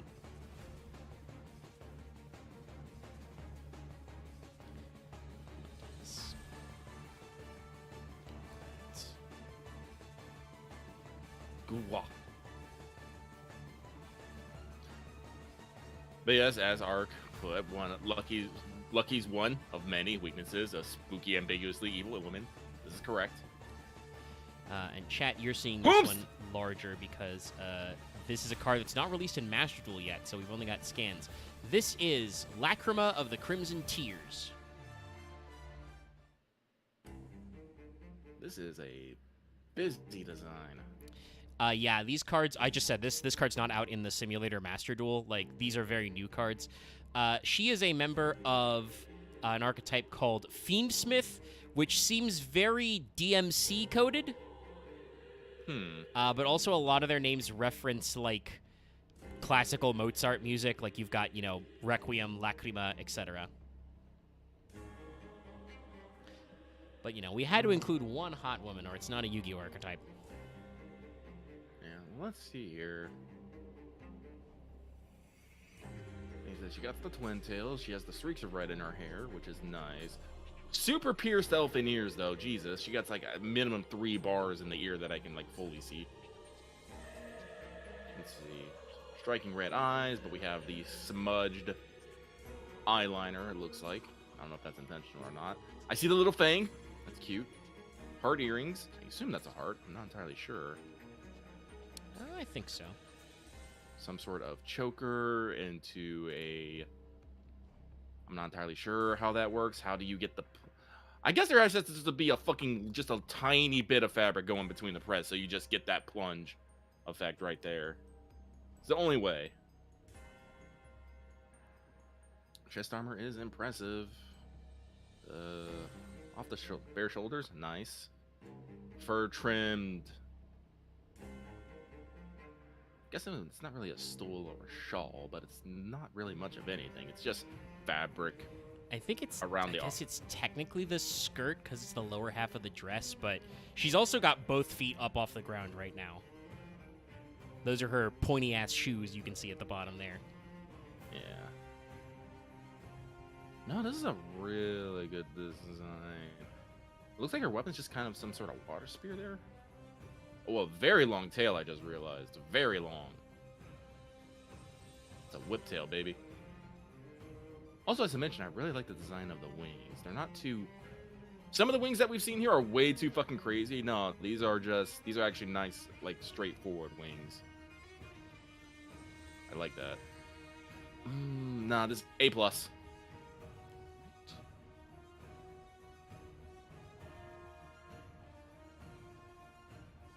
the high end of A with ye.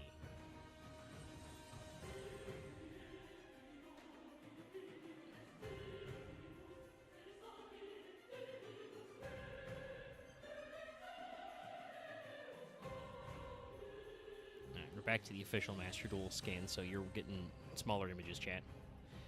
Yeah.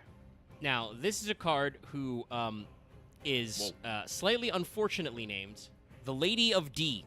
The D stands for dragon. Why they couldn't just say dragon, I don't know.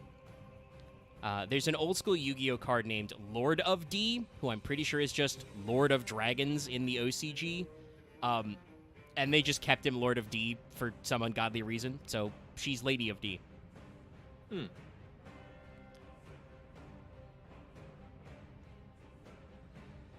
I'm gonna be real, the fucking yellow diamonds throws me off. She's casting a spell. She casting a spell and she yelling at me. Or she's doing a viral TikTok. Yeah, she's doing a dance and the fucking dragons in the back are our backup dancers. I can see it.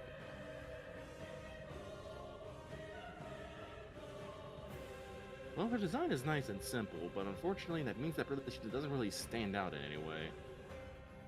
It's like, nice chest piece, nice, and I'm assuming that's probably some sort of armor and skirt, and a cape!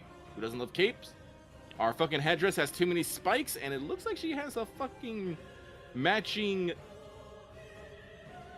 I don't want to say it's necessarily a barrette or something, but some sort of hairpiece that seems to go with the whole ensemble. And then she has the lads in the back. I bet they call her Big Sister. But she's a C for me.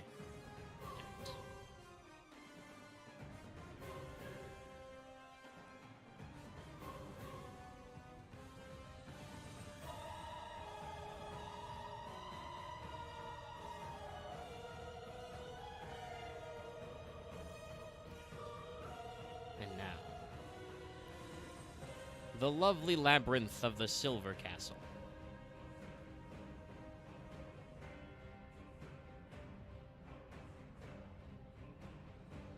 Ooh. I already have my answer, but just to be sure, what does she have a story? Yes, we do know a little bit about here. So, the lovely lady here lives in the Silver Castle, which is inside a labyrinth. It's supposed to have a great, wonderful treasure in it, but secretly the treasure is her, and it's full of traps and monsters you must face. You can't see it. Lucky is nodding vigorously as I say S. Yep. I love her. Wood face traps and monsters for her. Mm-hmm. And there's even a different version of her, lovely... no, it's Lady of the Silver Labyrinth. This is Lovely Labyrinth, that's Lady Labyrinth. Which is her, with a sword in her armor because she decided the little knight that's invading her place is they're having too much fun. I gotta get in on this. She also has a bunch of sisters who play the role of, the maids and butlers of the castle.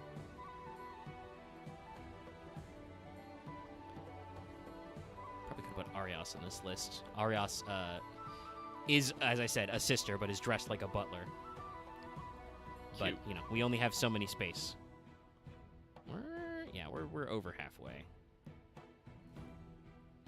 All right.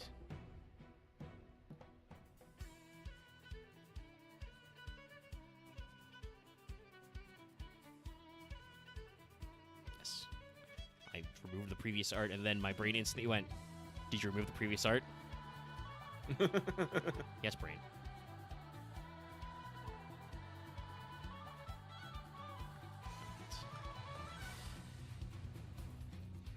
Lumina, Lightsworn Summoner.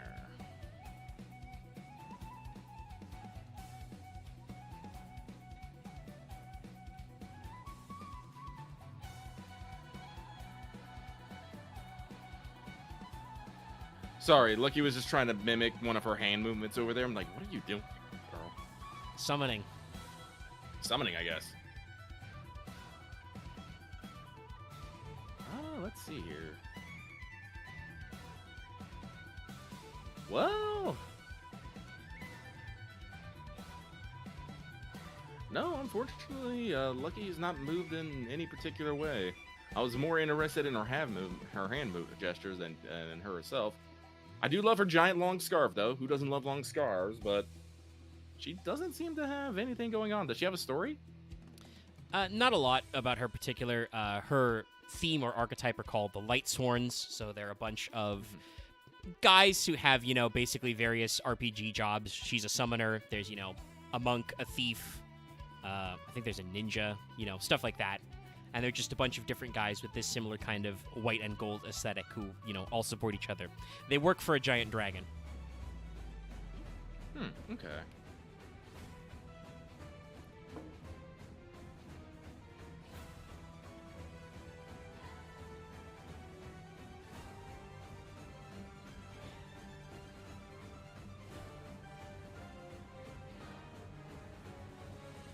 Yeah, see.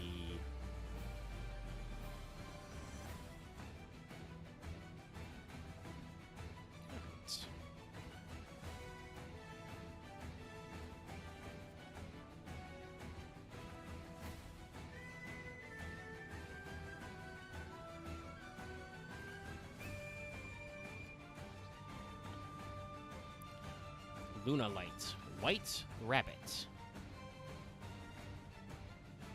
Whoa.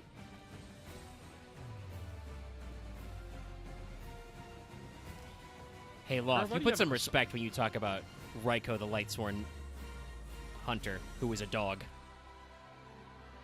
We love that dog in this house. Sorry. Luna Light White Rabbit.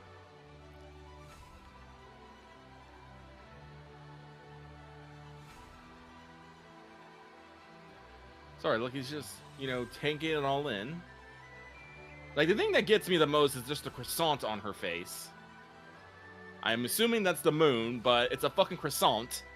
Yes, it is kind of croissant colored. It's like, the rabbity headdress is cute. Yes. Definitely. And she's got a little a mallet, Yep. Big moon rabbit energy. Also, Konami orbs!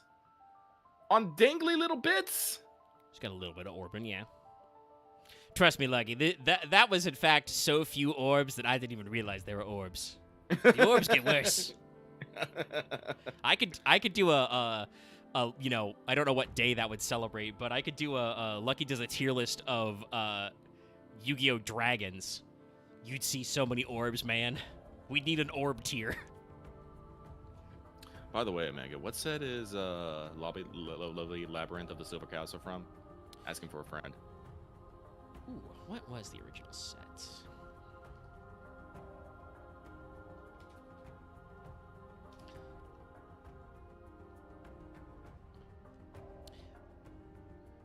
I did rip some packs of this. Tactical Masters. Tactical Masters? Yes.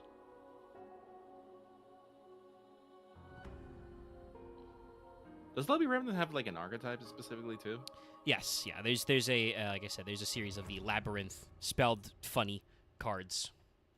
Labyrinth, okay. Yeah. Lucky might just add that to his list of eventual things because there's Ariana and Ariane, the maids, and then there's Arias, the butler, and some other funny cards. Actually, I should mention this. I'll link it to you just in the mod chat, but you recall from Gensakai, your little stove buddy, right? Yeah. I was inspired by the other part of Labyrinth is because there's traps. Is just some of her furniture in the castle is animated. So this is Stovey Torby. Oh, okay. So they got a few funny little guys like that. Oh, Stovey. You're a silly little dude. But you're cute. So how we feel about White but sorry. Rabbit? Honestly, I've been a little torn. Like, I'm not entirely sure. Honestly, I want to say C+. Alright, we can do high C. Like, if we had a B category, then she'd probably go in there. But she's like A minus. It's one of those cases, yeah, where like The parts you really like, but the rest of it is a little bit of a... I mean, like you said, she does have a croissant on her face.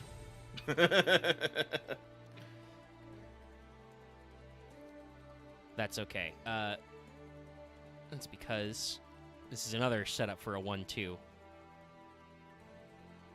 Where quite a few people, a couple of people suggested White Rabbit because, well, she's White Rabbit. But I decided to dig out a couple more from this archetype, the Luna Lights, which are animal women who get big and beat you up. This is their biggest boss monster, Panther Dancer. At least I believe she's the strongest at the time. There might be a bigger one, but yeah. I'm sorry. I immediately went to the Arcadion, to the Black Cat fight in my head. Yeah, that's kind of all the designs these ladies have. But also, no, this good. That dark skin, that muscle tone. The hidden eyes. Hey.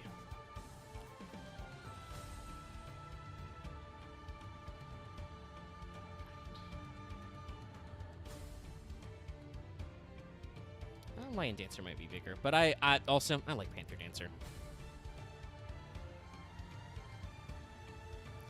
It's also a case of like as usual with Yu-Gi-Oh, it's one of those things where decks will get, legacy support, as we call it. They'll get, future support for older stuff, and it's like, well, I don't remember what's the best anymore. All right, but we're continuing the Charmers with Lina, the Light Charmer. Her subtitle is Lustrous.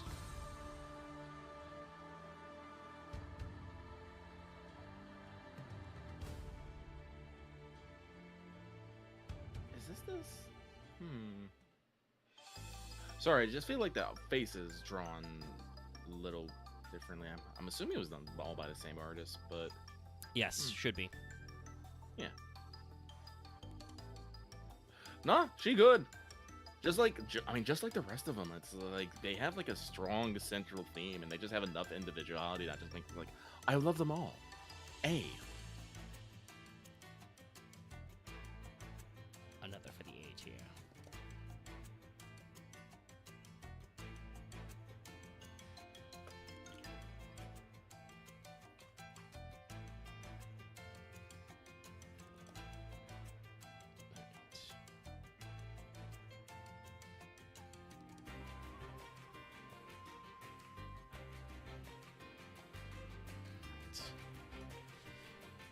Lyrilisk, Ensemble Robin.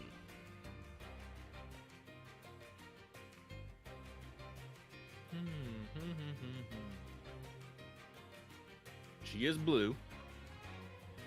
She's very blue, actually. Jesus. Named literally after the Blue Robin. Other Lyrilisk cards have, names like Nightingale, Starling, Cobalt Sparrow. Sorry, I am trying to parse the way that her body is posed in here. Yeah, she's got a little bit of weird. A downward angle, which I can only assume is because the artist really wanted to draw, as we've been saying all night, the chest armor. Yeah, no. The chest armor is impressive and good, but her body is like to the left while her head is kind of on straight. It's I'm pretty sure. Yeah, no, it's no. Like the chest armor is good, and it looks like the body is too, and there's a lot of nice design elements in here. Like I like the hair and the wings. This is another thing that comes up a lot in Fail Portrayal. Sometimes Yu-Gi-Oh artists, because they've only got, so much space to work with when the card is like actual life size, they will fuck up the posturing to make sure that you can see all the bits they wanted to draw. I would say that Ensemble is probably one of those cards where they had a couple of things they really wanted to show you, and in response we get kind of a weird posing and shot comp. Yeah. But nonetheless, posture aside, she's a cutie patootie. Hey.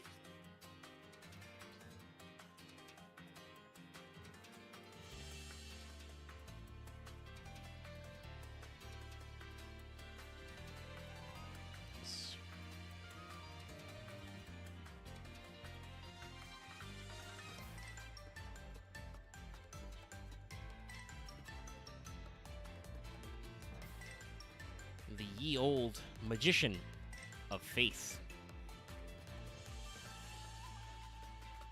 I remember this card. Yep. Came up in the anime, a classic. Mm-hmm. Unfortunately, though, it definitely has that super old Yu-Gi-Oh! Design philosophy, so this girl is more, in my opinion, I should say, more creepy than cute. And not cute in the good, I mean, not creepy in the good way. Like I said, if you look at her body, body almost anemic. Very She's a thin. little gaunt, she's very pale. Yeah. Her eyes are drawn very flat. Yeah. So unfortunately, nay, she must go to the bottom tier. All right.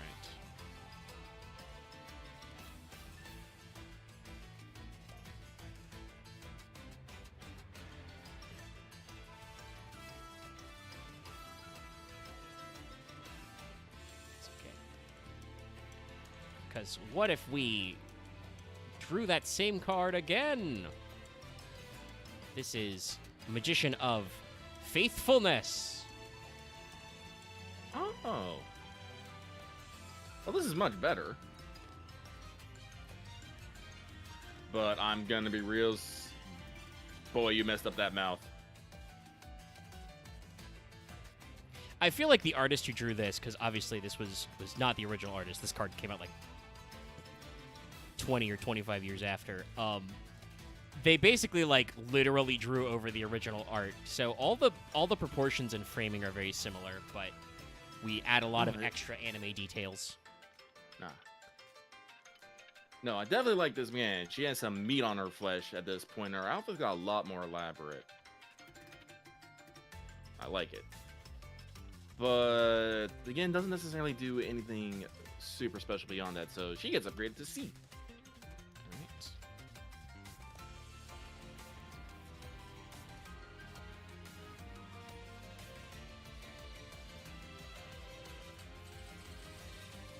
Yes, original Magician of Faith was one of the ones suggested to me in the post, and I was like, oh, wait, I'm pretty sure she got a retrain, a celebration card. All right. This is the Maiden of the Aqua.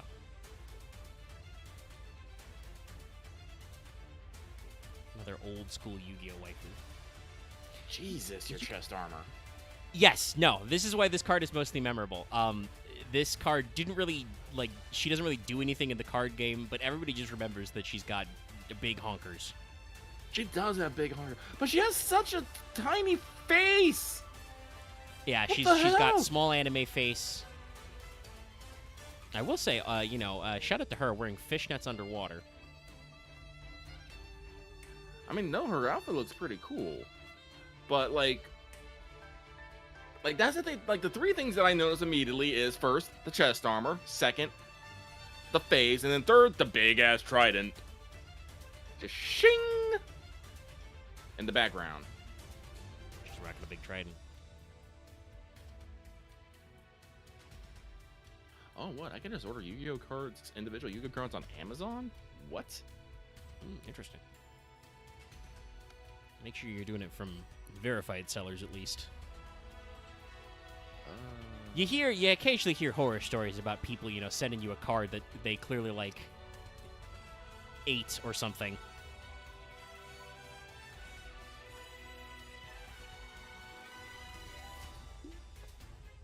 Oh, looks like we got a couple verified purchases at least. That's good.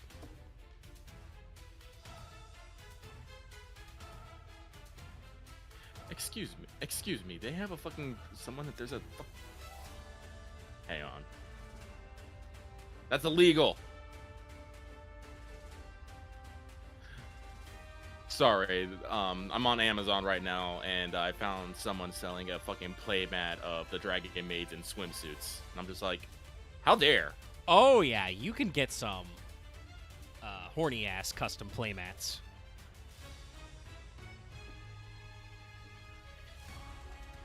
And also, unfortunately, I regret to report that the Japanese merchandise's game for playmats and sleeves is usually a little more about cute women than the TCG, though usually we get some stuff over here.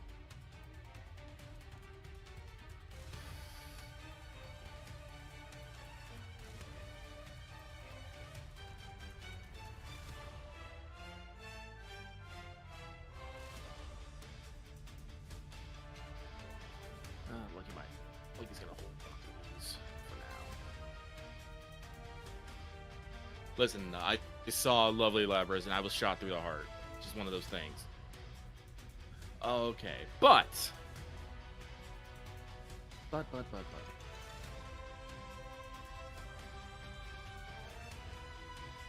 So, oh God, I have to reconcile my love of big boobs with this kind of off-putting face, at least to me.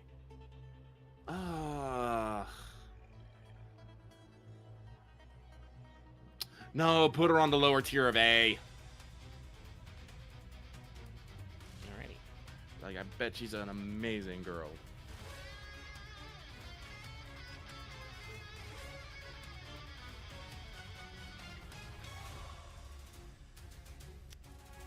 No, chat is not just saying waifus. I put some posts up to get some suggestions, and then I curated the rest of the list myself.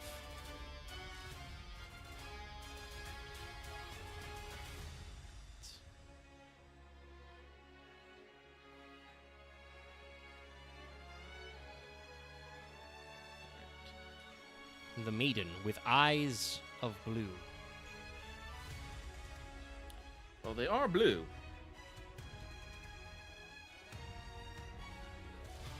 Long hair, braids, rad. Face is a bit more sculpted than I would feel natural, but okay. Also, those neck muscles, look at that. Fucking cords. Yes. She must have a life of stoic nodding. Yeah, probably. Also, to let you know, this woman becomes the Blue Eyes White Dragon.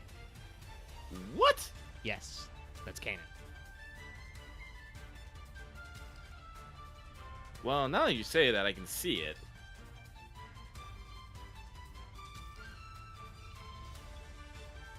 That's pretty fucking rad, actually. A. She was gonna be C, but no, she becomes a dragon. That's a plus in my book.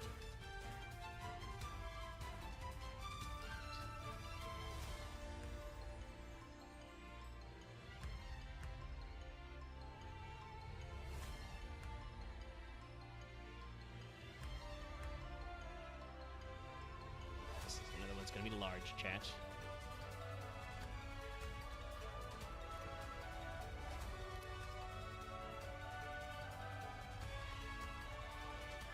Malice Q, Heart's Cryptor. Oh, this is a lot. Okay. But, first of all, cute.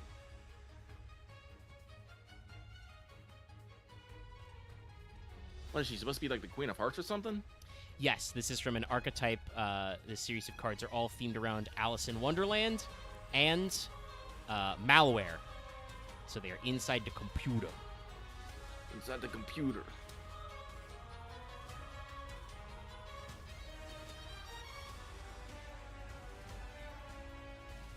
She's hella cute, but then she got a hella sinister vibe. Small and evil. I love small and evil. Put her on the S. Verily. S we go.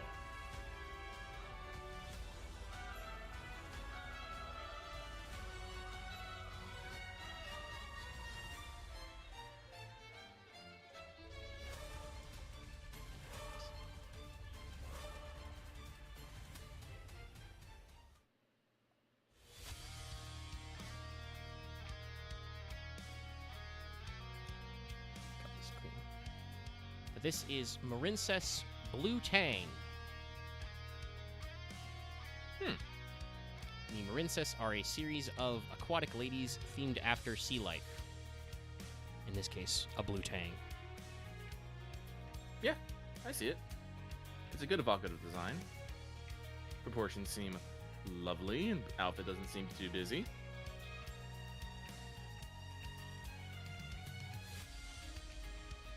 I I said, there's nothing. Chest armor seems modest, but there. Can't tell if that thing trailing off from the back of her head is supposed to be hair or just another fashion accessory, but you know it is fine.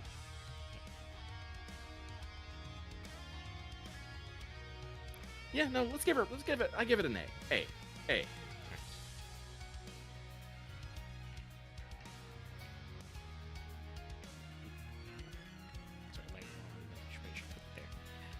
All right, chat. I'll show Lucky Malice P White Rabbit. P for pawn. Yeah, they have White Rabbit, obviously, and a Chessie Cat. Oh, okay. This is also cute. Oh. I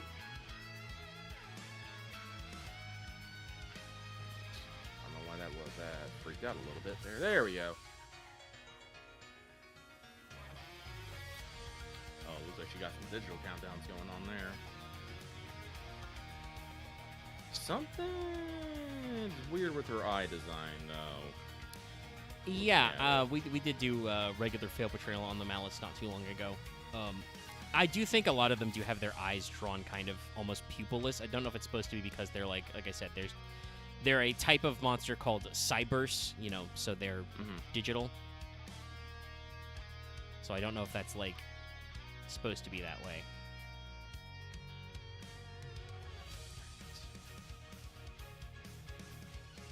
But this is another Marincess. This is a one probably people were thinking of a little bit more when they suggested Marincess archetype. This is Argo Aquanaut. Whoa.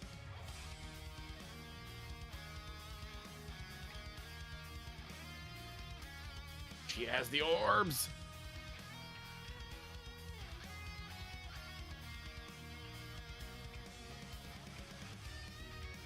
The legs are really front and center.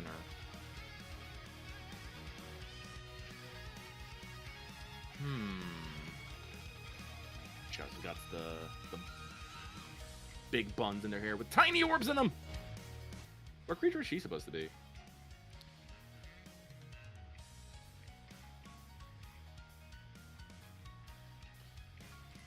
Please hold. We are conducting research.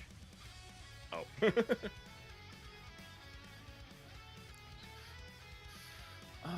Let's see here. Well, while he does that, I will look at this. So it looks like I can get the lovely Labyrinth of the Silver Castle, the Prismatic Secret Rare First Edition for $437, and the Lady Labyrinth of the Silver Castle, the Secret Rare First Edition for $580. Doesn't seem necessarily bad, especially since I'm just going to keep them in sleeves and gaze upon them when I feel lonely.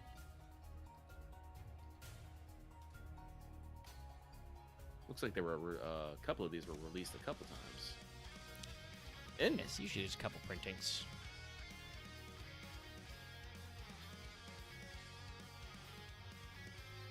Looks like the Lady Labyrinth of the Silver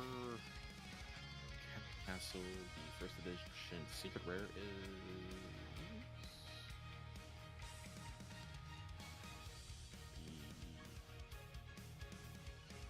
one of the first releases. There's a secret rare and a starlight rare. Oh, interesting. What's up? There is a genus of octopi called Argonauta. Oh, and in Japanese, okay. Their name is Aoigai, which references. This is actually an anime deck, so this was played by a character who went by Aoi in the anime, and this monster resembles her character design. Oh, okay. Well, that is neat. But I'm gonna put her on. I'm gonna give her an A. All right.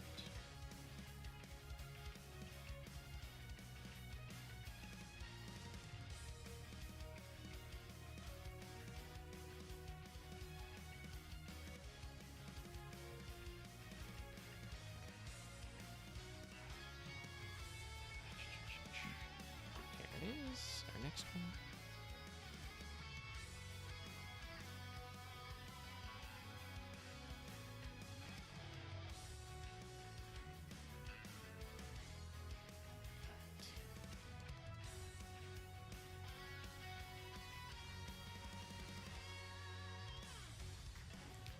This is Metal Foes Mithrilium.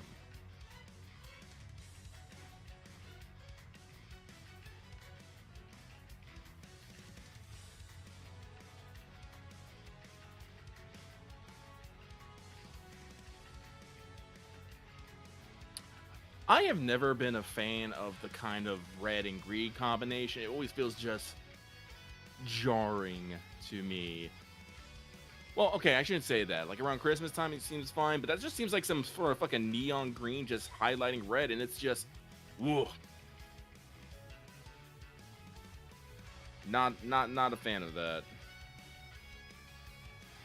Looks like she is wearing some sort of flight backpack while dual-wielding lasers. But unfortunately, I'm not that much. There's not much going for this card for me here. So C. All right.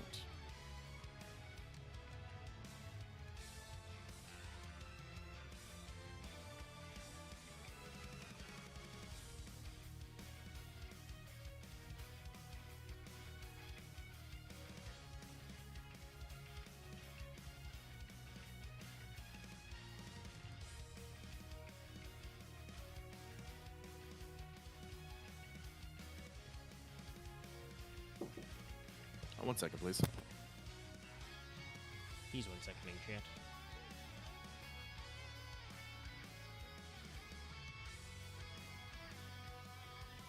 You having fun out there, chat? You having a good time? Sorry about the little bit of dead air between the swaps, but I gotta do all this stuff manually. It's either that or create 108 sequences in OBS and just reveal them all in order and delete them after. Okay, I'm back. All right. Yes, this is Minerva, the Exalted Lightsworn.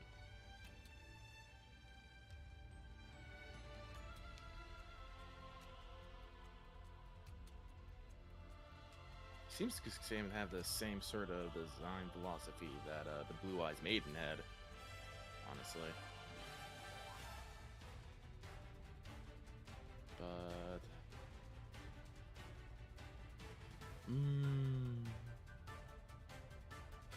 yeah, no, unfortunately not necessarily moved in any particular way. I like her dress.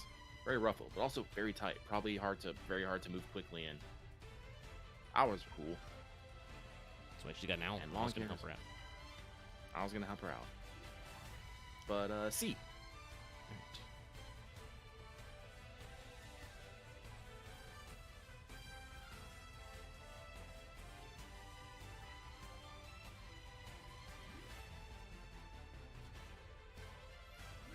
Well, luckily, Zed, you can see how much you missed because you can see where the tier list is already. Oops.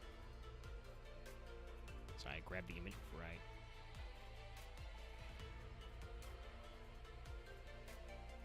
deleted the previous image. That's no good. Then I'll have to delete 2 images next time. All right.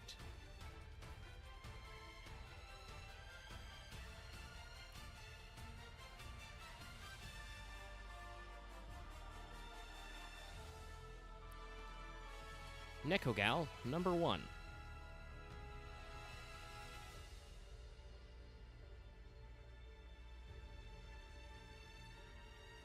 I'm sorry. This is that early Yu-Gi-Oh design of what are you doing with your limb proportions? Why are you anemic?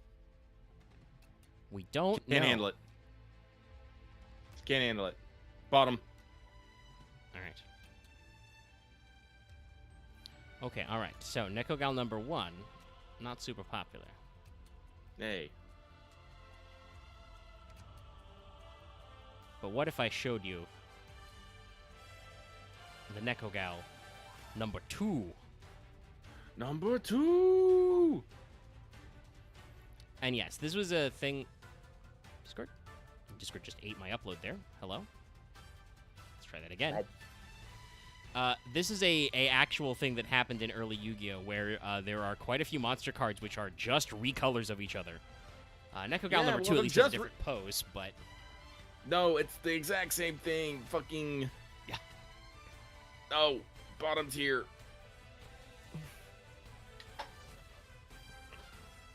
Make sure those stay right next to each other.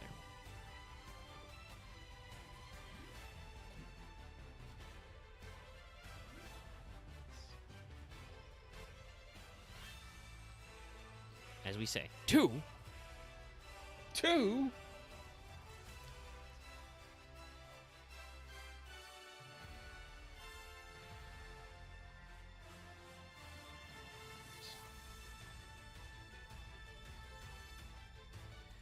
Ohime, the manifested Mikanko.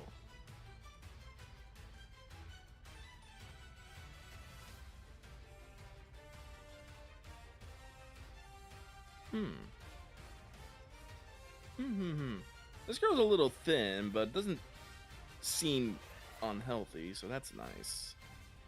There's a lot in the background. The yellow on the yellow kind of throws me off here. Also, belly. Super long hair. But she hella cute. She hella cute. S.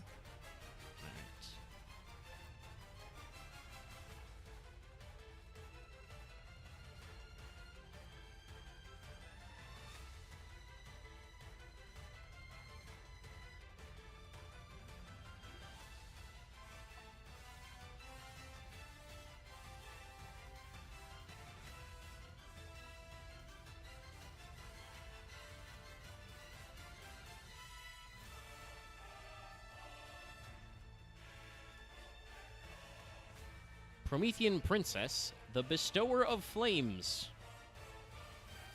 I mean, S. She got a lot going on, but just something about her just says like, I love her.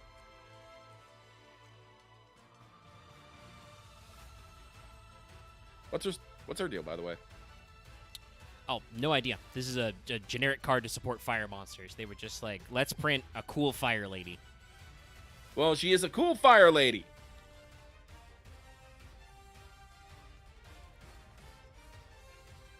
Alrighty.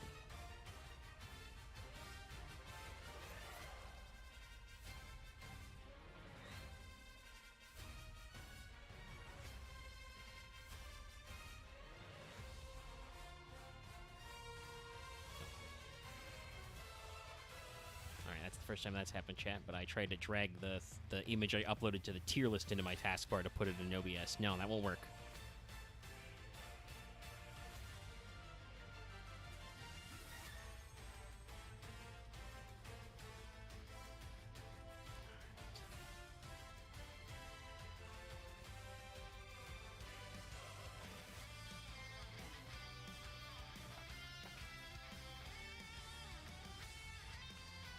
Punk Jam, Dragon Drive. Punk is spelled in all caps, by the way.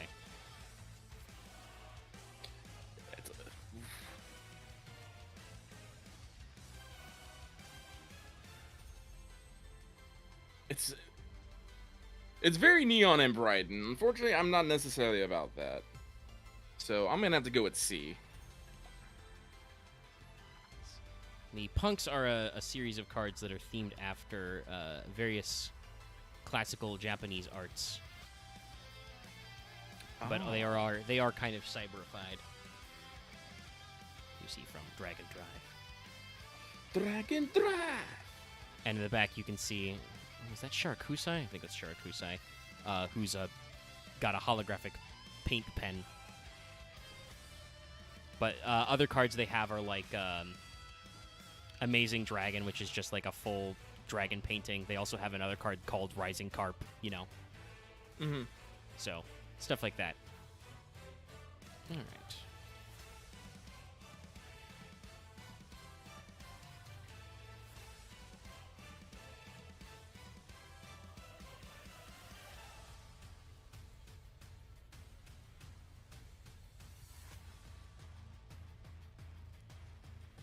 He's forgotten his password on TCG Player. God, I've probably forgotten my password on TCG Player. Oh, and as guy, we need to unify these things. It's like I can never remember if I need a symbol or not. Yeah. Hold on, chat. I forgot to upload an image from my alphabetical list. Oh so no! I need to fix that right now and put it in the tier list. Oh, it gives me. I'm hiding it just in case the file browser opens up. I don't think that because it's a separate window, I don't think that'll be captured, but just in case, we'll make sure. You never know.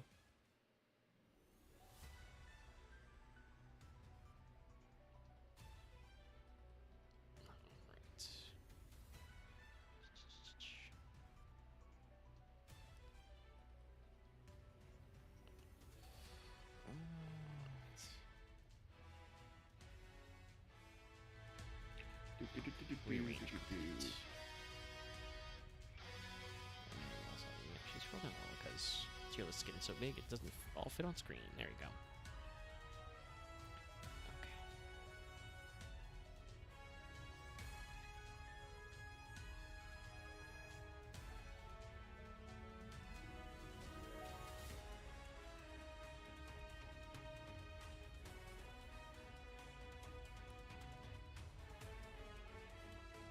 Whee! Another classico. Queen's Knight.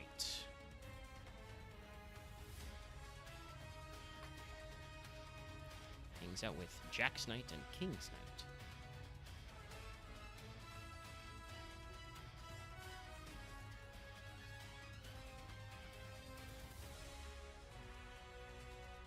I'm sorry, I can't take the boob armor seriously. It looks like just two eyes looking at me. I can't. Yeah, she's got some pretty thick and blocky design. This is definitely a, like I said, this is probably a redraw of a manga panel or an anime shot because this was definitely in the original manga. We have this hat with just orbs on it. Truly, the orbs go all the way down. They do. And orbs in the sword. And the shield has just the sweets on it. But it's missing the heart. Oh, the heart's on her fucking little glove there. There's also the heart on the bottom of the shield, but it's at the very bottom of the oh, there it is. it's I'm cut sorry. off I a did little. not scroll all the way down. I did Yeah, not see it. It's a little cut off in the art. Ugh. But her face is well proportioned, and that's just. Although I do think her waist is probably a bit too fucking narrow. I think, Chad, is this the first time we've talked about a Yugioh card that has a surprisingly pinchable waist? Today probably. Yes, I think it probably would have come up earlier, but like she doesn't seem like her arms don't seem like fucking. Maybe it's because of the armor, but her arms don't seem like immediate fucking noodles. Yeah. Now that I look at them, they kind of seem noodly, but all the armor helps hide that. Yeah. Oh god, no, fucking C. The edge. I mean, she's cute, but there's just too much wrong with her proportions, in my opinion.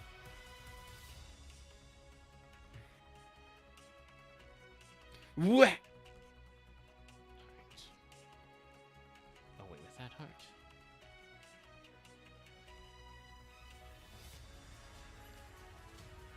Now enter the picture. Reptilian Melusine.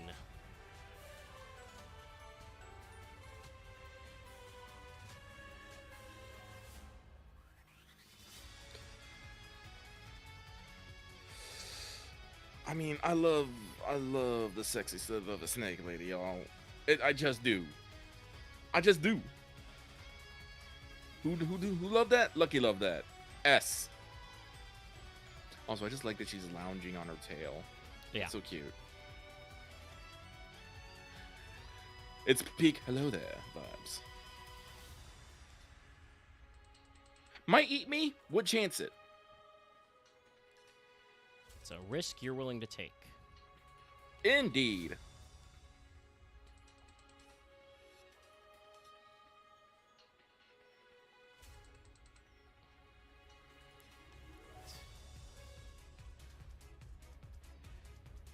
Ruin, Queen of Demise. Or no, it's a Queen of Oblivion. Demise is the other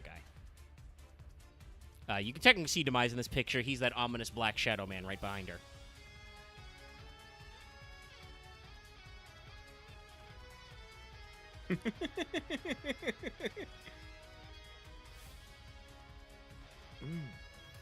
And yes, chat, I'm sure some of you will correct me. Yes, this is technically Ruin's Supreme Queen of Oblivion.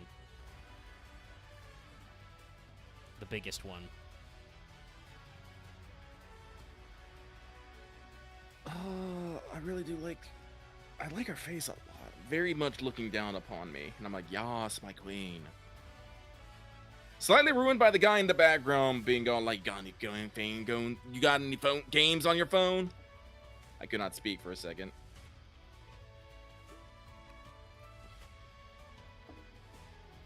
What is exposed of her body seems well detailed. She does seem a little thin, though. Her waist does not seem extremely thin, but and her chest armor is surprisingly filled out for what I would consider such a thin form. Also, who doesn't love long white hair? It's great. Headdress is neat too. If she was a little bit thicker, she'd probably been an S, but no, for now she's an A.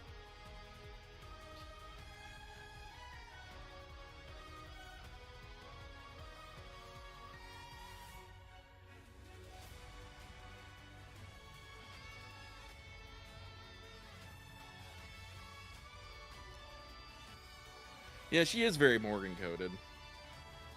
That was actually one of my first thoughts. Alright. Another classic Yu-Gi-Oh! Waifu. The Silent Magician. Yo, she got exposed hips! Yeah. Also, that whatever she is wearing is really hugging her tight. Chest armor seems modest. Well, at least by anime standards, I suppose.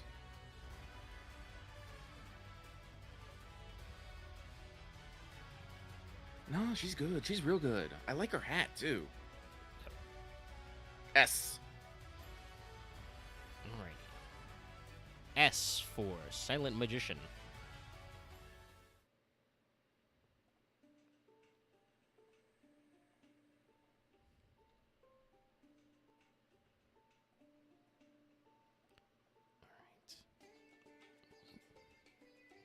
Almost did it again, Chad. Almost tried to drag the tier list icon. No.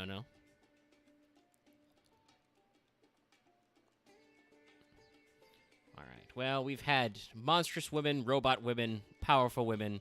What if we had a lazy woman? It's Slacker Magician.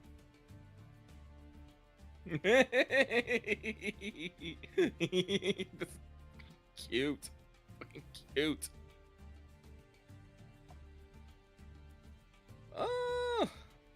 We have fun here. No, just her like lazily half dressed self, the very messy hair, just her on the couch just pouring shit. No, I love it. S. Like 10 out of 10 wouldn't come over and bully into cleaning.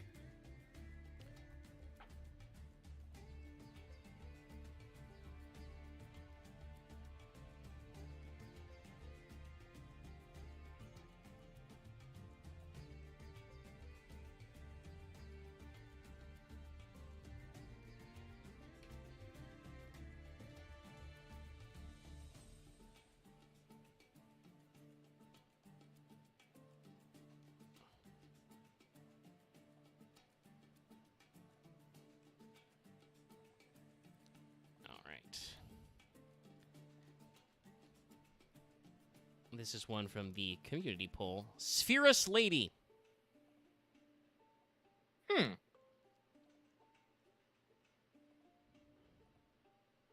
I see. Many have been deceived by the beauty of this vampire. Really? Allegedly. Also, I want to throw this out to chat. And to Lucky. So, this woman looks like a snake. So there's a type in Yu-Gi-Oh called reptile. Not a reptile. She is not a reptile. They also say in her flavor text she's a vampire. There's a bunch of vampire cards. We may see some later because they start with V. Those are zombies, not a zombie. This monster is a rock. What? Rock.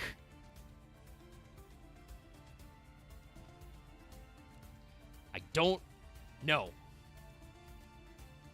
Well, I'm not gonna hate on her because of her face, and her design ain't the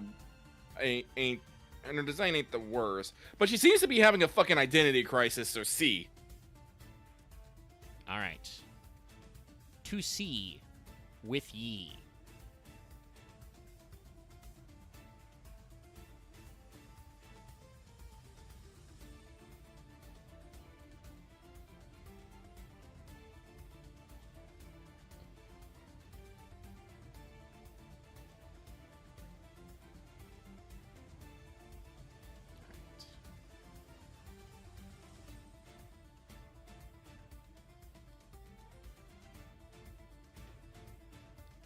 This one is...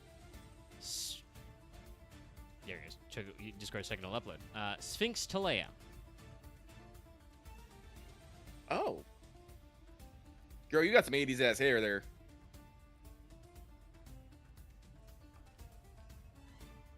Also, why are your wings so tiny?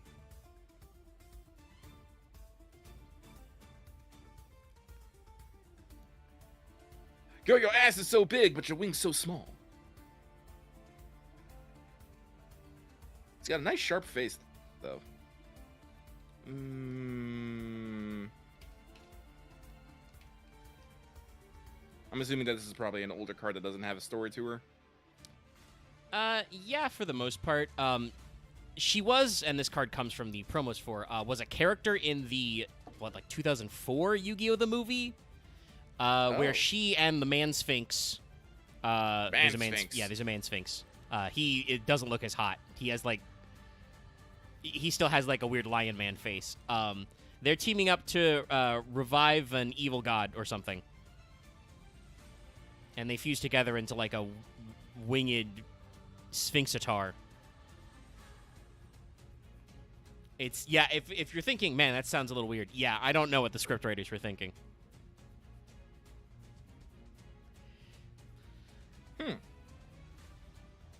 Yeah,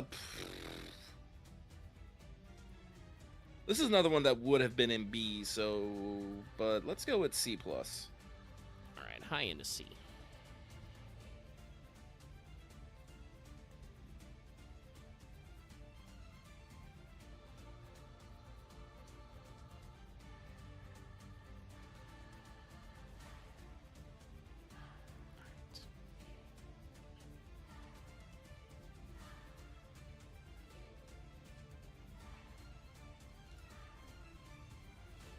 Spiritual Beast Tamer, Lara.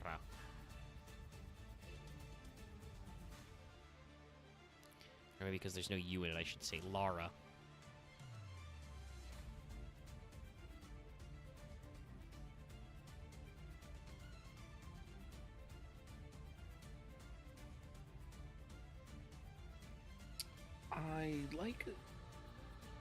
I don't know what they are, but the little flamey orb, the fan orb thing she has in her hair and her staff, I like that. I don't know why. Also, the little twirly thing. No, this is actually, I really like this design the more I look at it. Belly. Good chest armor. Her arms seem a little short though. Especially her right one. Yeah, the perspective's a little scuffed.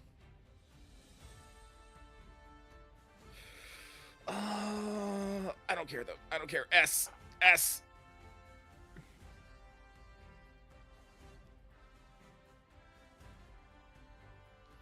S for Spiritual Beast Tamer Lara.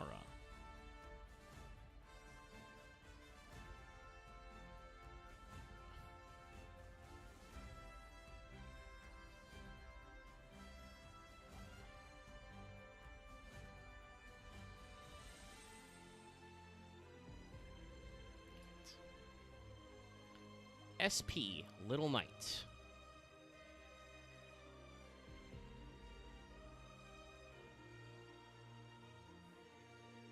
Why is she called Knight if she's a ninja? You know, I'm not entirely sure. But she's cute! S! Alright. Lucky loves ninjas. P.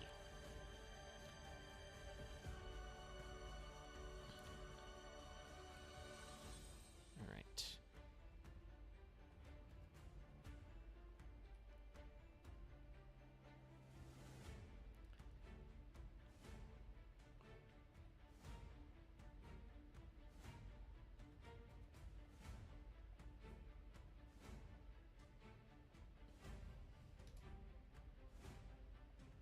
Spy Gal, Misty. Spy Gal is spelled in all caps, by the way. This girl would shoot me. Probably with a laser that's in her purse. Yeah. But I don't hate it. A. All right.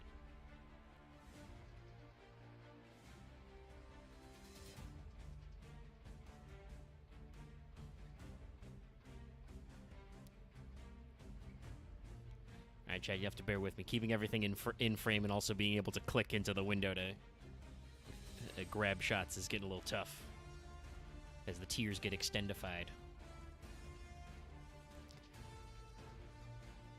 I will save the final version of the tier list and post it to social media at the end.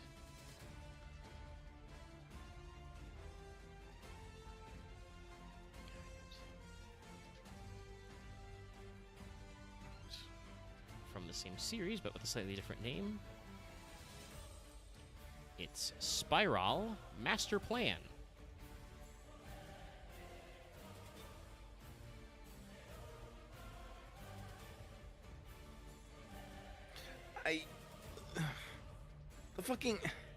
The hair. Why? Spirals, Lucky. Spirals. I know it's spirals, but it's Spiral spelled with a Y. Oh, like, as in, why would you do this?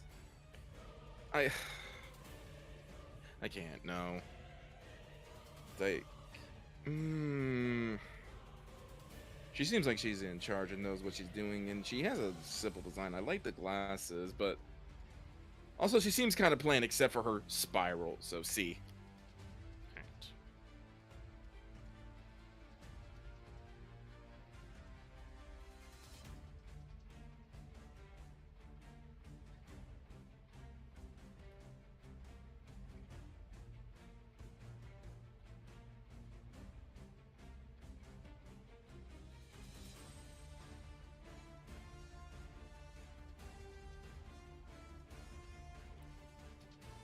Stardust Trail.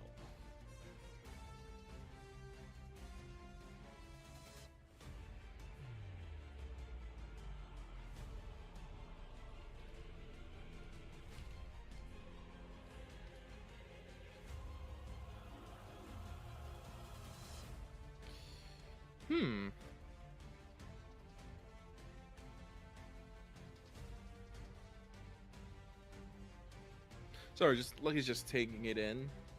You know, the mini lights in the back, the wings, the bottom wings, the tail. Yes, in case this is not clear, this is a dragon. Yeah, no. Unfortunately, the problem with this dragon design, though, it feels like a lot of things could just be slapped onto her, like there's some sort of fashion accessory, and they're not, like, you know, actually part of her. Like the wings, like the wings and the skirt seem like they are something that are attached to her back rather than a part of her. It might be that way. I don't know. I do love the leg hugging dress though. Also, bare shoulders, always a win. Can't see her eyes, a shame. But closed eyes are good too. Hey. All right. A.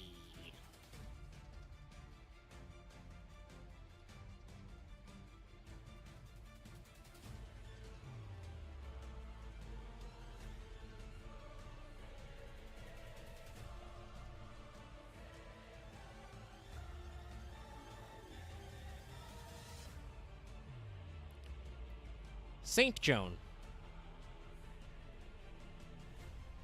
That's it. Send tweet.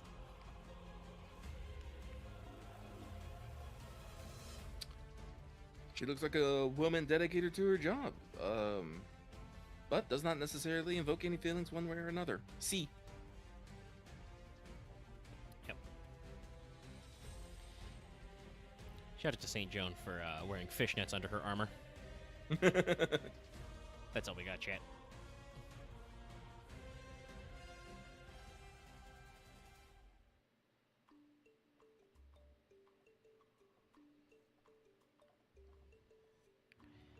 And y'all know it about to go down. It's Subterror Fiendus.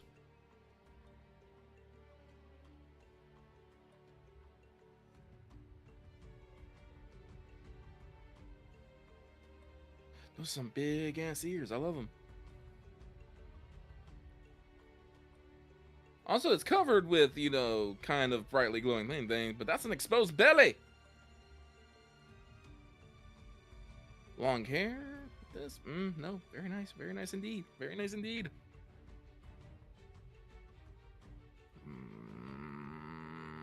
A plus.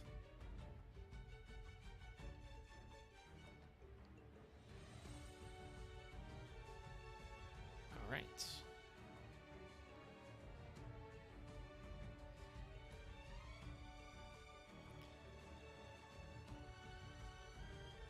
But then let me. Hey, hold on, come on, Windows Explorer. You're interrupting my comedic timing. Well, even my bed music got a little there. Okay, but let me reveal. What if she was also a giant dragon? Subterror Behemoth Fiendess.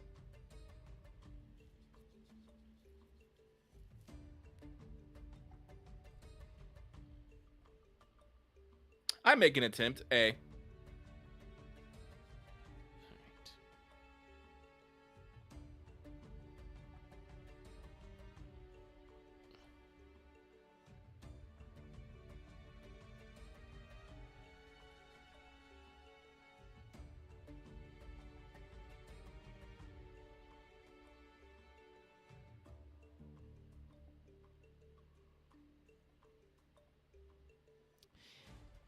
Anyway, remember how I said that this game is rated for ages 6 and up? This card is just called Succubus Knight. That's just her name. It's her name in the Japanese too. Slightly terrifying.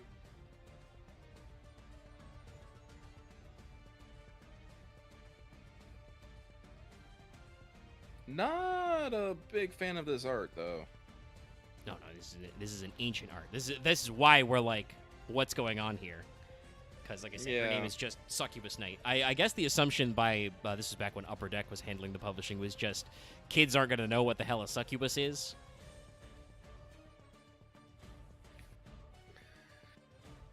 Nah, she's, like I said, for a Succubus Knight, she seems to not have a lot of succubus or a lot of knight in her. She just seems to have a lot of anorexia and femdom dreams. Bottom tier. All right, yes. To read her flavor text briefly. By the way, warrior, aka the normal human man archetype. So she's clearly just cosplaying despite the arms. But a warrior wizard adept in casting bone-chilling spells. What? Bone-chilling spells. No, I don't follow either.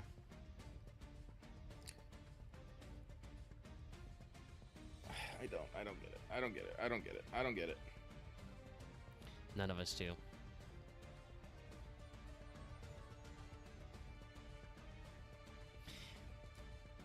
Anyway, summon sorceress.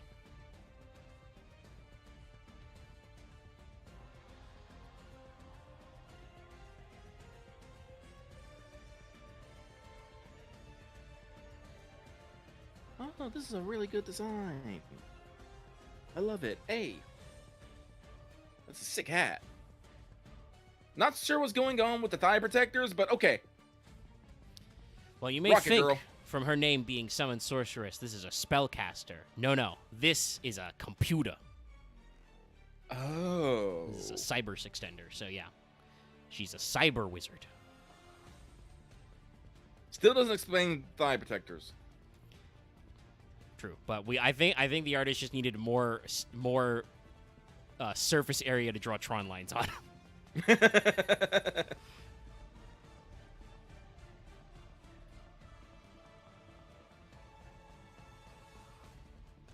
So.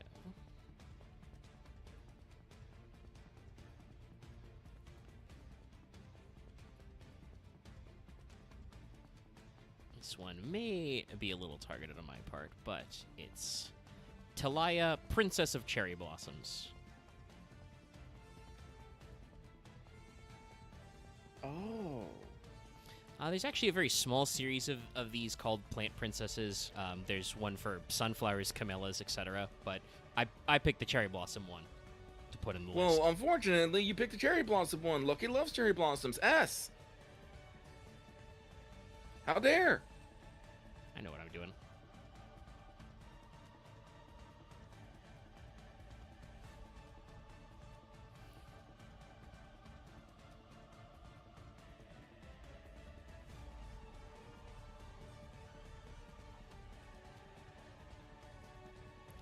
All right.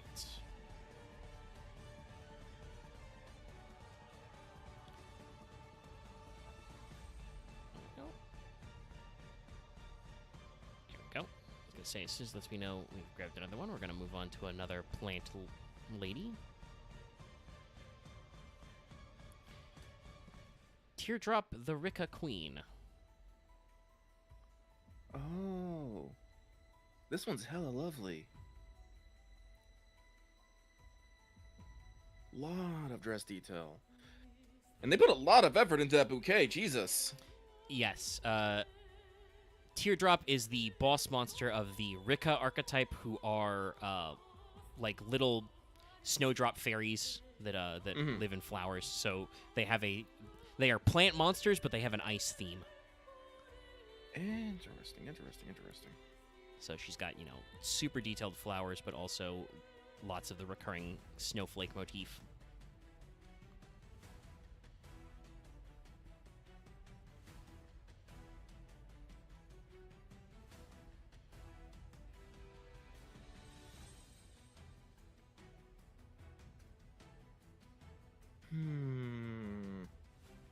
I'm gonna go with A. I like a lot of her design. She's very lovely, but also seems a little out of reach. Well, she is an almost literal ice queen.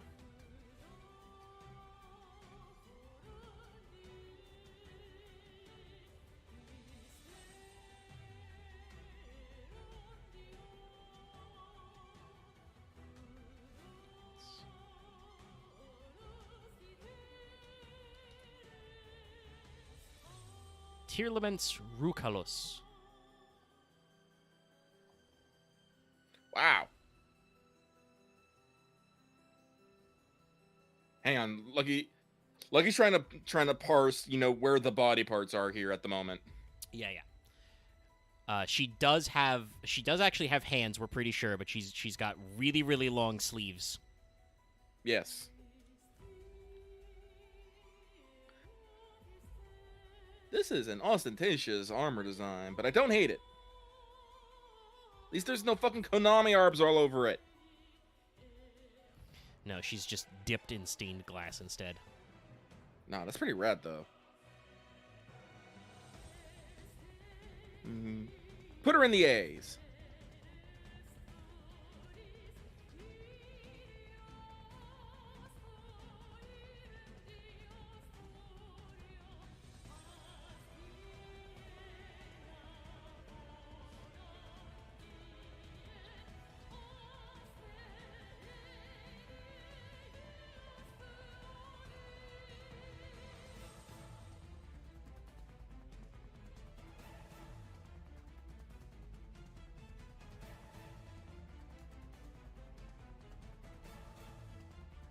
The Iris Sword Soul.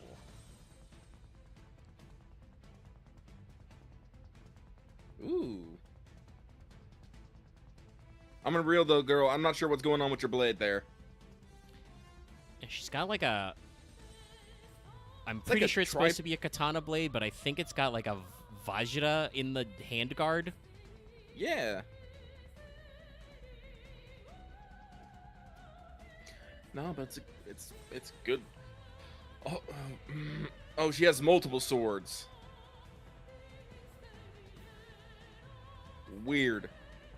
Someone just decided, like, what if you had a sword attached to another sword attached to another sword? That shit was always kind of weird to me. But I like her outfit. Chest armor? Ample. Also, fucking conical caps with fucking demon hordes on are rad. Also got a variety of charms on them, too. The long hair, with the tie at the end. It looks to be some sort of discus thing. No, I want to like. She's not cute, but she's hella rad. Hey, I bet she could be cute if she wanted to, though. Probably.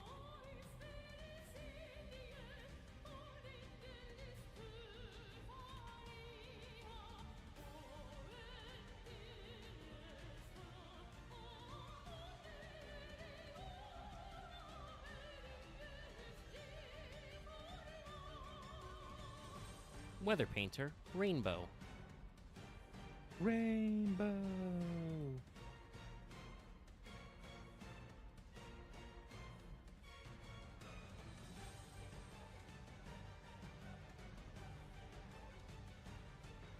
I like how this design is simultaneously simple and complex. Most of the card is just taken up by whatever her paints are, while she just takes up like a bit of the upper half. But her hair is literally like multiple colors, super long and flowing. Yep. Her dress seems interesting. Hey! A is for Rainbow. Yeah!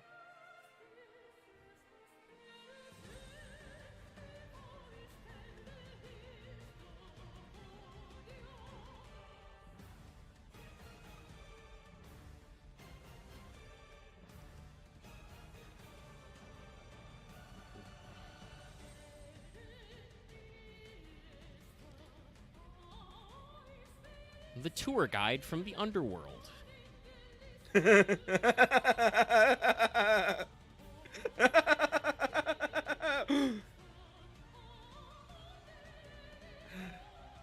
No, this is great. Like, strictly speaking, like, she's very cute, but like it's the outfit that just gets me. Just the fucking, it's the tour guide outfit, but it has all these red lines and the skull motifs over it. Oh god. Yeah, she's got a flaming skull in her hat. She has skull and crossbones stockings. Oh no. And whatever the hell that bus is in the back. Oh no, that's great. That's the tour bus of the underworld. That's a Is that separate a card? Yes. Yeah. They actually have a separate card for the bus. I love it. Oh, how dare.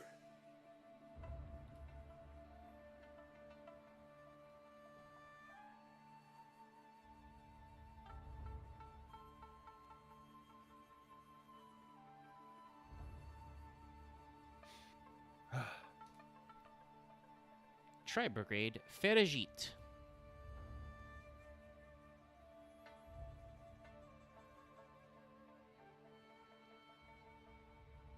Ooh. Well, the gun design's a little weird, but I like the rest of it. Thigh-high boots, tail, big tall ears, pink hair. Also, the goggles are a little weird. Looks like ample chest armor. She's got a coat that she's wearing just on her shoulders. Yeah. Oh. Not quite S tier, so A+. Alright.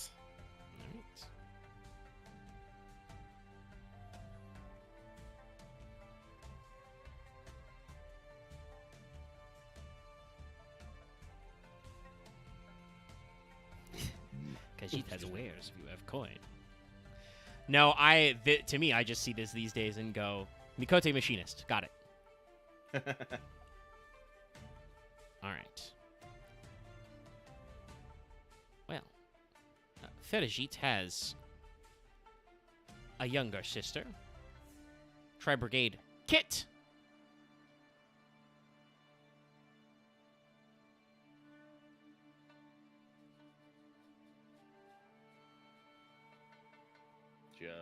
Just waiting for it. Yep. Sorry, I'm doing that thing again where I left the full screen up in Discord to look at it, so I can't. For some reason, Discord won't allow me to upload new images. So I gotta, like, click off and click back into Discord. There we go. Kit. Oh shit, Arius the Labyrinth Hunter is going for like 11 to 12 bucks.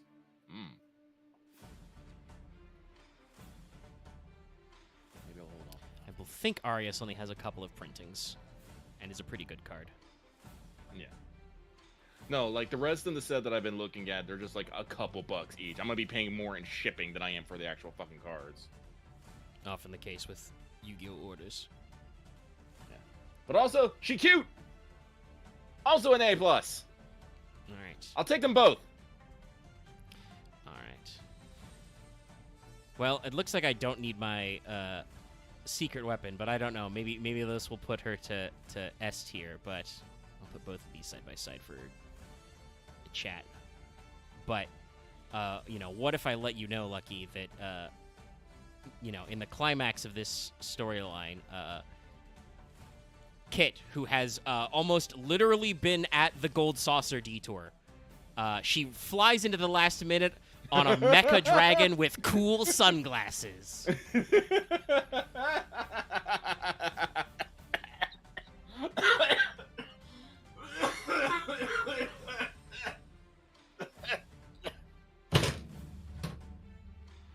This card's name is technically Rindbrum the Striking Dragon. But yeah, she made a robot dragon and she flew into the last minute. That's our anime boy protagonist for this story arc, Albaz, on one of the claws. He's a dragon man. But yes, just the I cannot underestimate just how much joy just the little tiny shot, because it's so tiny in the shot composition, right? But just the little tiny shot of Kit with her cool guy sunglasses. No, it doesn't put her up to S, but it does put her up to A+. S, but it does put her up to A+. Yeah. God damn it. No, don't kill me again. No, Kit's great. No, it's a very funny one. That's just I had to throw that one in there. Like I said, it's a fun time. It is a fun time. Actually, I wish there was a way to is there a way to just wish list things so I can remember them for later on here? Let's see here. Alright.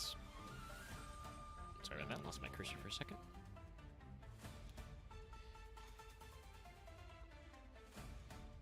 But we're entering the last row, chat. If my computer will cooperate. Hello? Boy,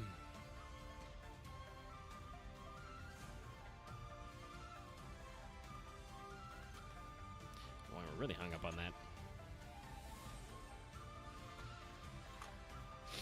Okay, there we go. Now we can drag the asset.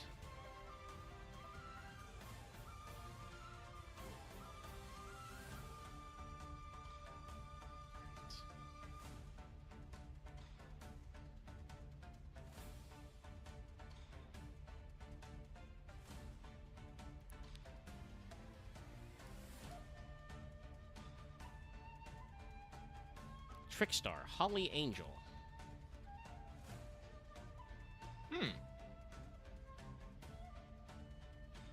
Oh, she has those glass bead eyes. I don't hate it. It's just striking. Impressive chest armor. Thorn. Oh wait, no, that's a ball. That's a spike ball on the end of that. Jesus. Yeah. Okay. The Trickstars are all cute or pretty fairies who are named after poisonous plants. Don't eat hollyberries, chat.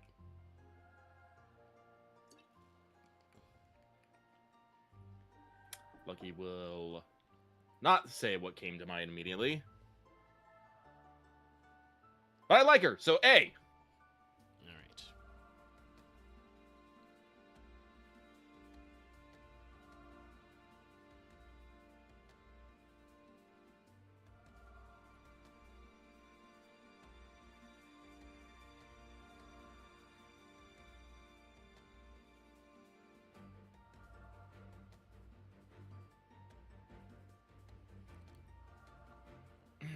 All right, Chad, I'm going to need you to be cool. Don't get jump scared.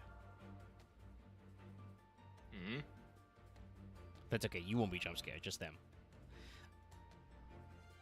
Underworld goddess of the closed world.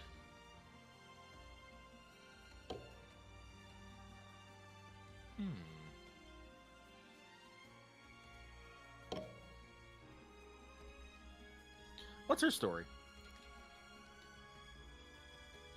We don't know much. She's another kind of powerful one-off card.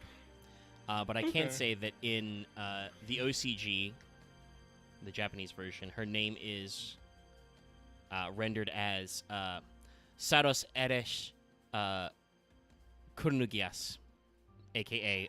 This is meant to be Ereshkigal, goddess of the underworld. Ah.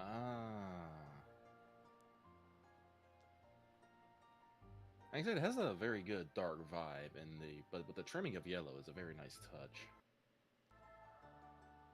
Seems we got a scepter here.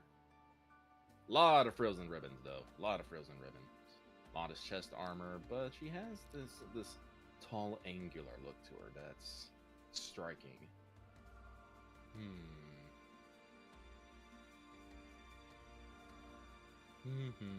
A.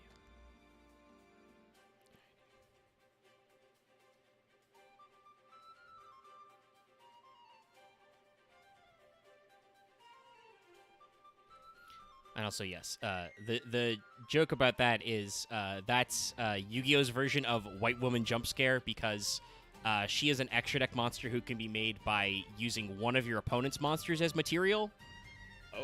Oh.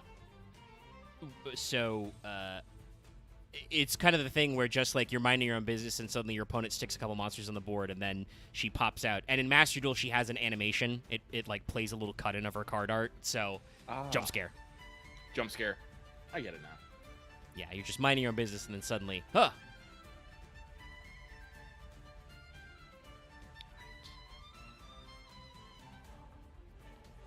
Well, chat, we've made it to V, which means we will be beginning with Vampire. Vamp. Told you there'd be vampires in this list. Also, chat, don't at me for not putting, like, 3 more vampires in here. I know. I also think Fraulein is cute, but I had to do Vamp.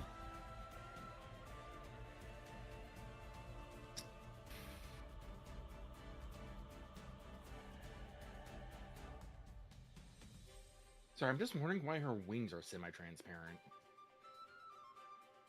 Well, they are kind of catching the light of that red sun or moon sun. Yeah, but you could also see, like, the window through it.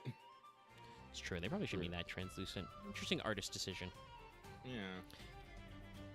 But we got the Pierce pointed ears, long hair, pink eyes, that smirk. I see those fangs. Cute little nose. Girl is... That cross is, you know, fighting for its life, I bet. Yeah. Stay together. Apparently, she has a finger around her waist, just, I don't know, doing something. Anyway, does she have a story? No, we know kind of just generally there's a vampire kingdom with lots of vampires that do vampire things. I can tell you that her special effect is, when she's summoned, is to take control of an opponent's monster. Yeah, that sounds about right.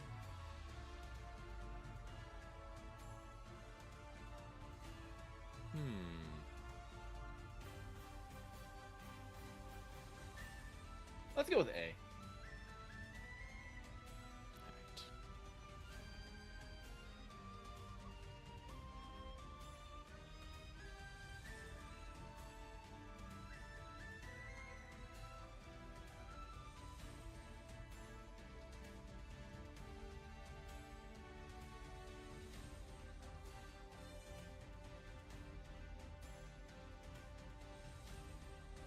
Venominaga, the deity of poisonous snakes.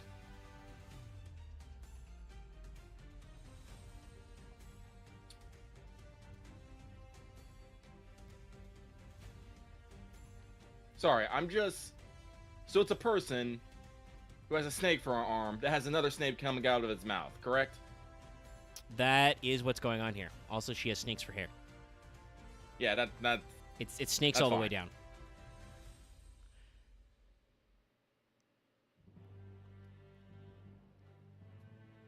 honestly, she'd probably be an A, but for some odd her face just is like, what's going on there? It seems more like a robot face than, you know. Yeah, she kind of has a featureless anime face. Yeah, no, it's like, it's kind of the face I'd see on like a common writer, I'd say. That's taking me out a little bit. So A minus. Lucky still likes snakes. To the bottom of A.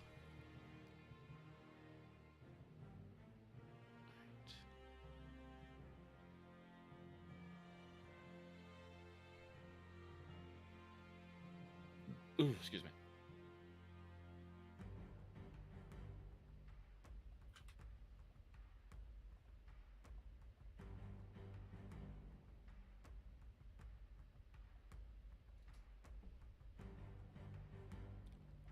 Water Enchantress of the Temple.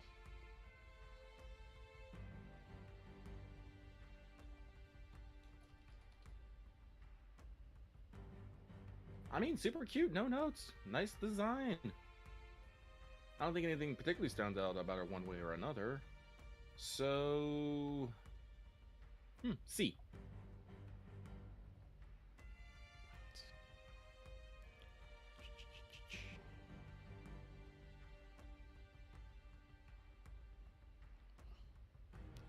A little wobbly there.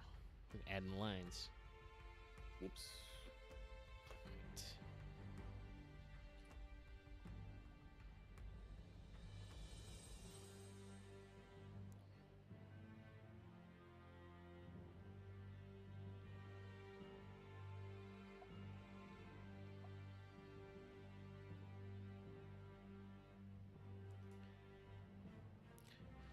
Witchcrafter Genny.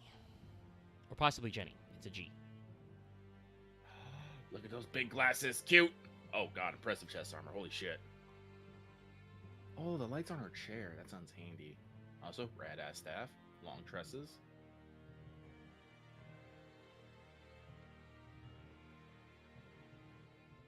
What is that design on her chest armor? Looks like some sort of... Oh, that is the, her guild, basically, symbol, the Witchcrafters. Oh, it's a hammer and scissors. Okay. Yeah. Witchcrafters is a whole series of monsters. They are a bunch of witches who do different crafts. That's hella cute. A plus.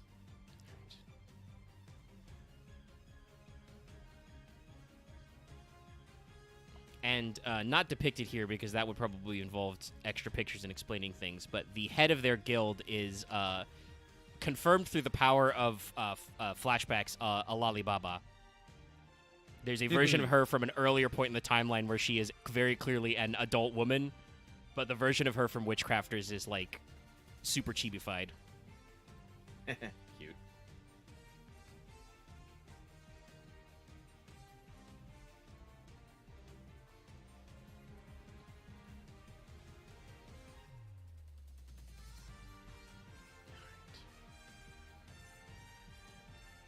But another one from the Witchcrafters because, you know, I always be thinking. This is Witchcrafter Golem Aruru.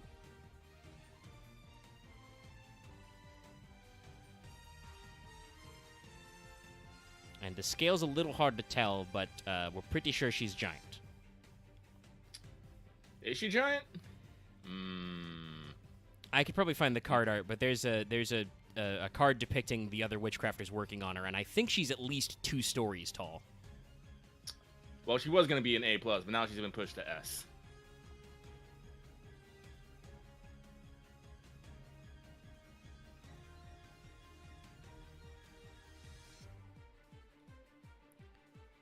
Because, you know, that's what your guild of magical craftswomen needs, is a giant magical robot.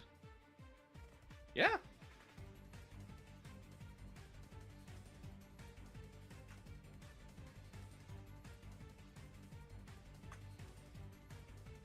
Alright, and now, all the way in W, our last charmer, Win, the Wind Charmer, Verdant.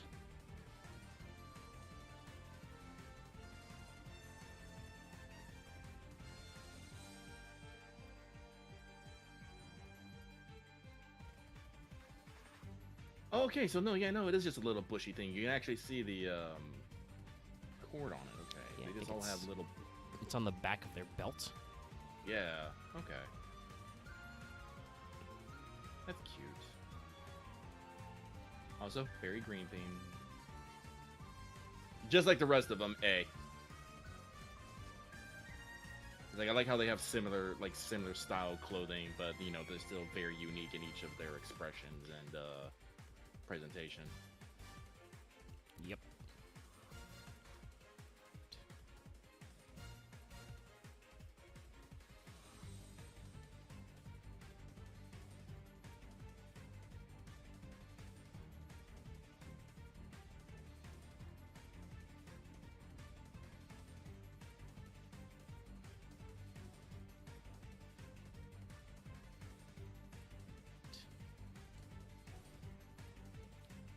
Yugioh, the Absolute Zero Mayakashi.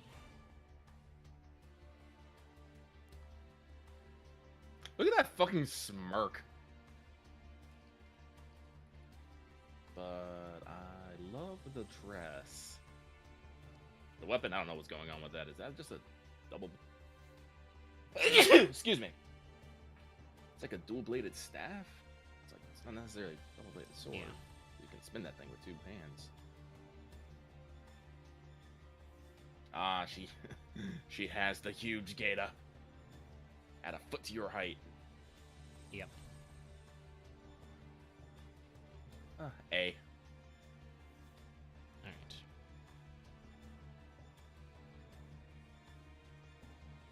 Oh, excuse me.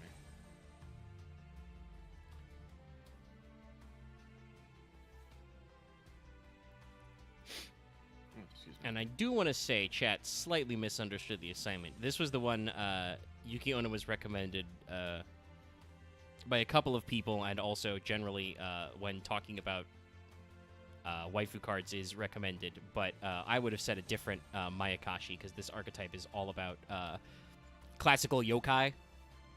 Mm-hmm. Like, they've got, you know, the giant skeleton, they've got the, you know, cart with no rider, the earth spider and stuff. But one of them is Yoko, who is a nine-tailed fox. Yeah, that's just S tier, baby. Yeah. Do not care.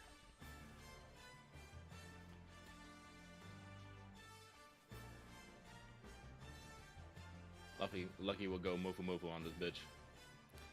And her, you know, because they have, you know, multiple forms. By day, they look normal. By night, they're monstrous. Her normal mode is mostly human-looking, but her name is Daki, like Daji.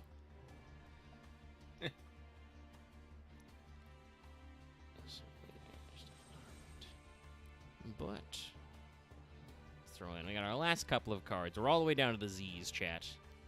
Z. Once again, as soon as Windows wakes up and lets me move this asset over.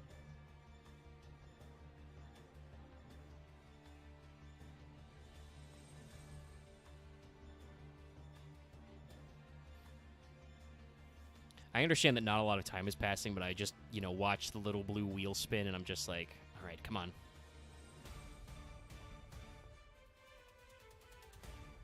All right. First, as recommended by the community. Whoop. Sorry, my hands are sliding all over the place. Zodiac Bunny Blast. That is a big ass gun. Yep. What is she holding? Is that, does she have like a giant? Oh, she has a giant gauntlet. Yes.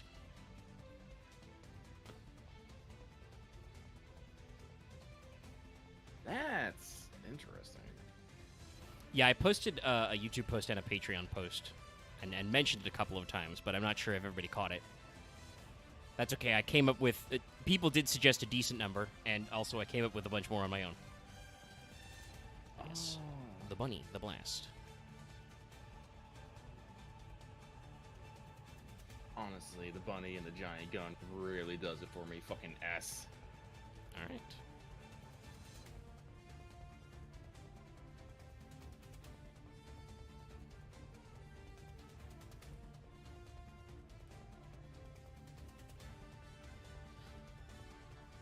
But, well, I think people picked Bunny Blast because of Bunny, obviously.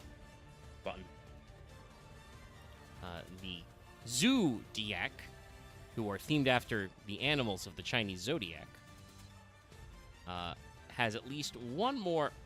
See, there's probably a couple more we could put on there, but I felt there was one that I just had to include. All right, give me that. Give it to me. There we go. Execute the drag and the drop.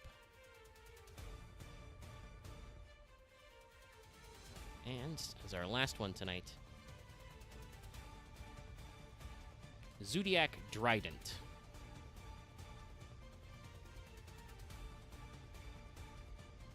Took a second to upload that. Oh, another with the giant gauntlet. Okay. Yeah, I think that's just the theme of their archetype. They all have giant gauntlets. Oh. And giant weapons, apparently. So I'm assuming this is the dragon. Yep.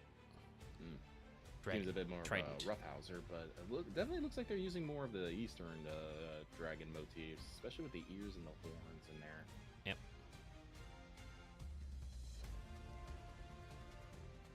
Nice belt. Nice chest armor. Trident is fairly popular among fan artists. Yeah, I can see why. No, put this girl in the S as well.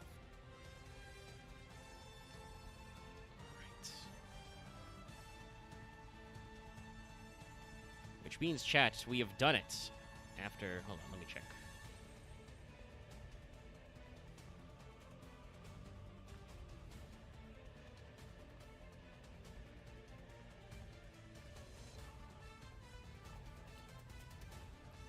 Tabbed over to my live streaming control panel. It's not there. It is.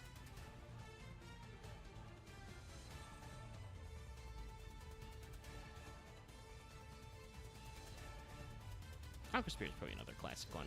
Like I said, we could, not for a while, I don't think, but could hypothetically do another one of these. I had to limit myself once I saw I was getting close to the 100 range. Hey,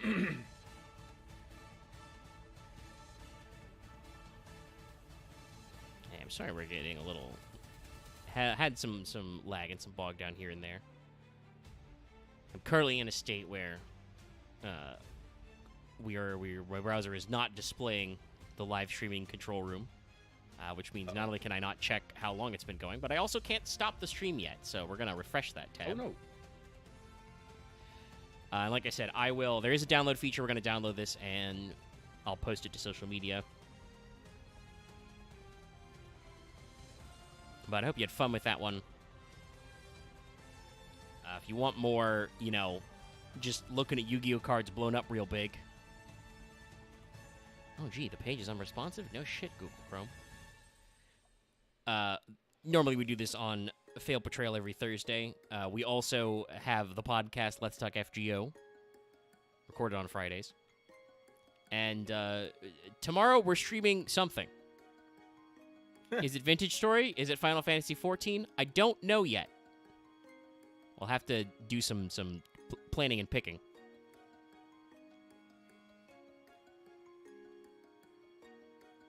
But thank you, everybody, for showing up. Thanks to Lucky for, lending me his time for this process. I had fun. All right, I'm glad. And you found more cardboard crack to buy. Yeah, I did. I just finished my fucking order. I just bought both versions of Lovely. All right. Of Nice. bleh. Yeah, Lady Labyrinth, Lovely Labyrinth, Ariana, and Ariana. And yes, Ark, you are Ariane. responsible entirely for the F tier.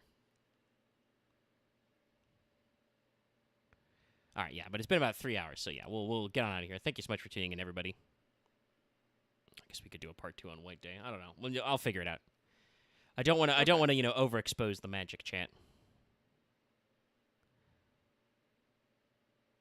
But to prevent everything from explodifying, we'll get on out of here. Thank you, everybody, for tuning in. See you next time. yeah. See you next time.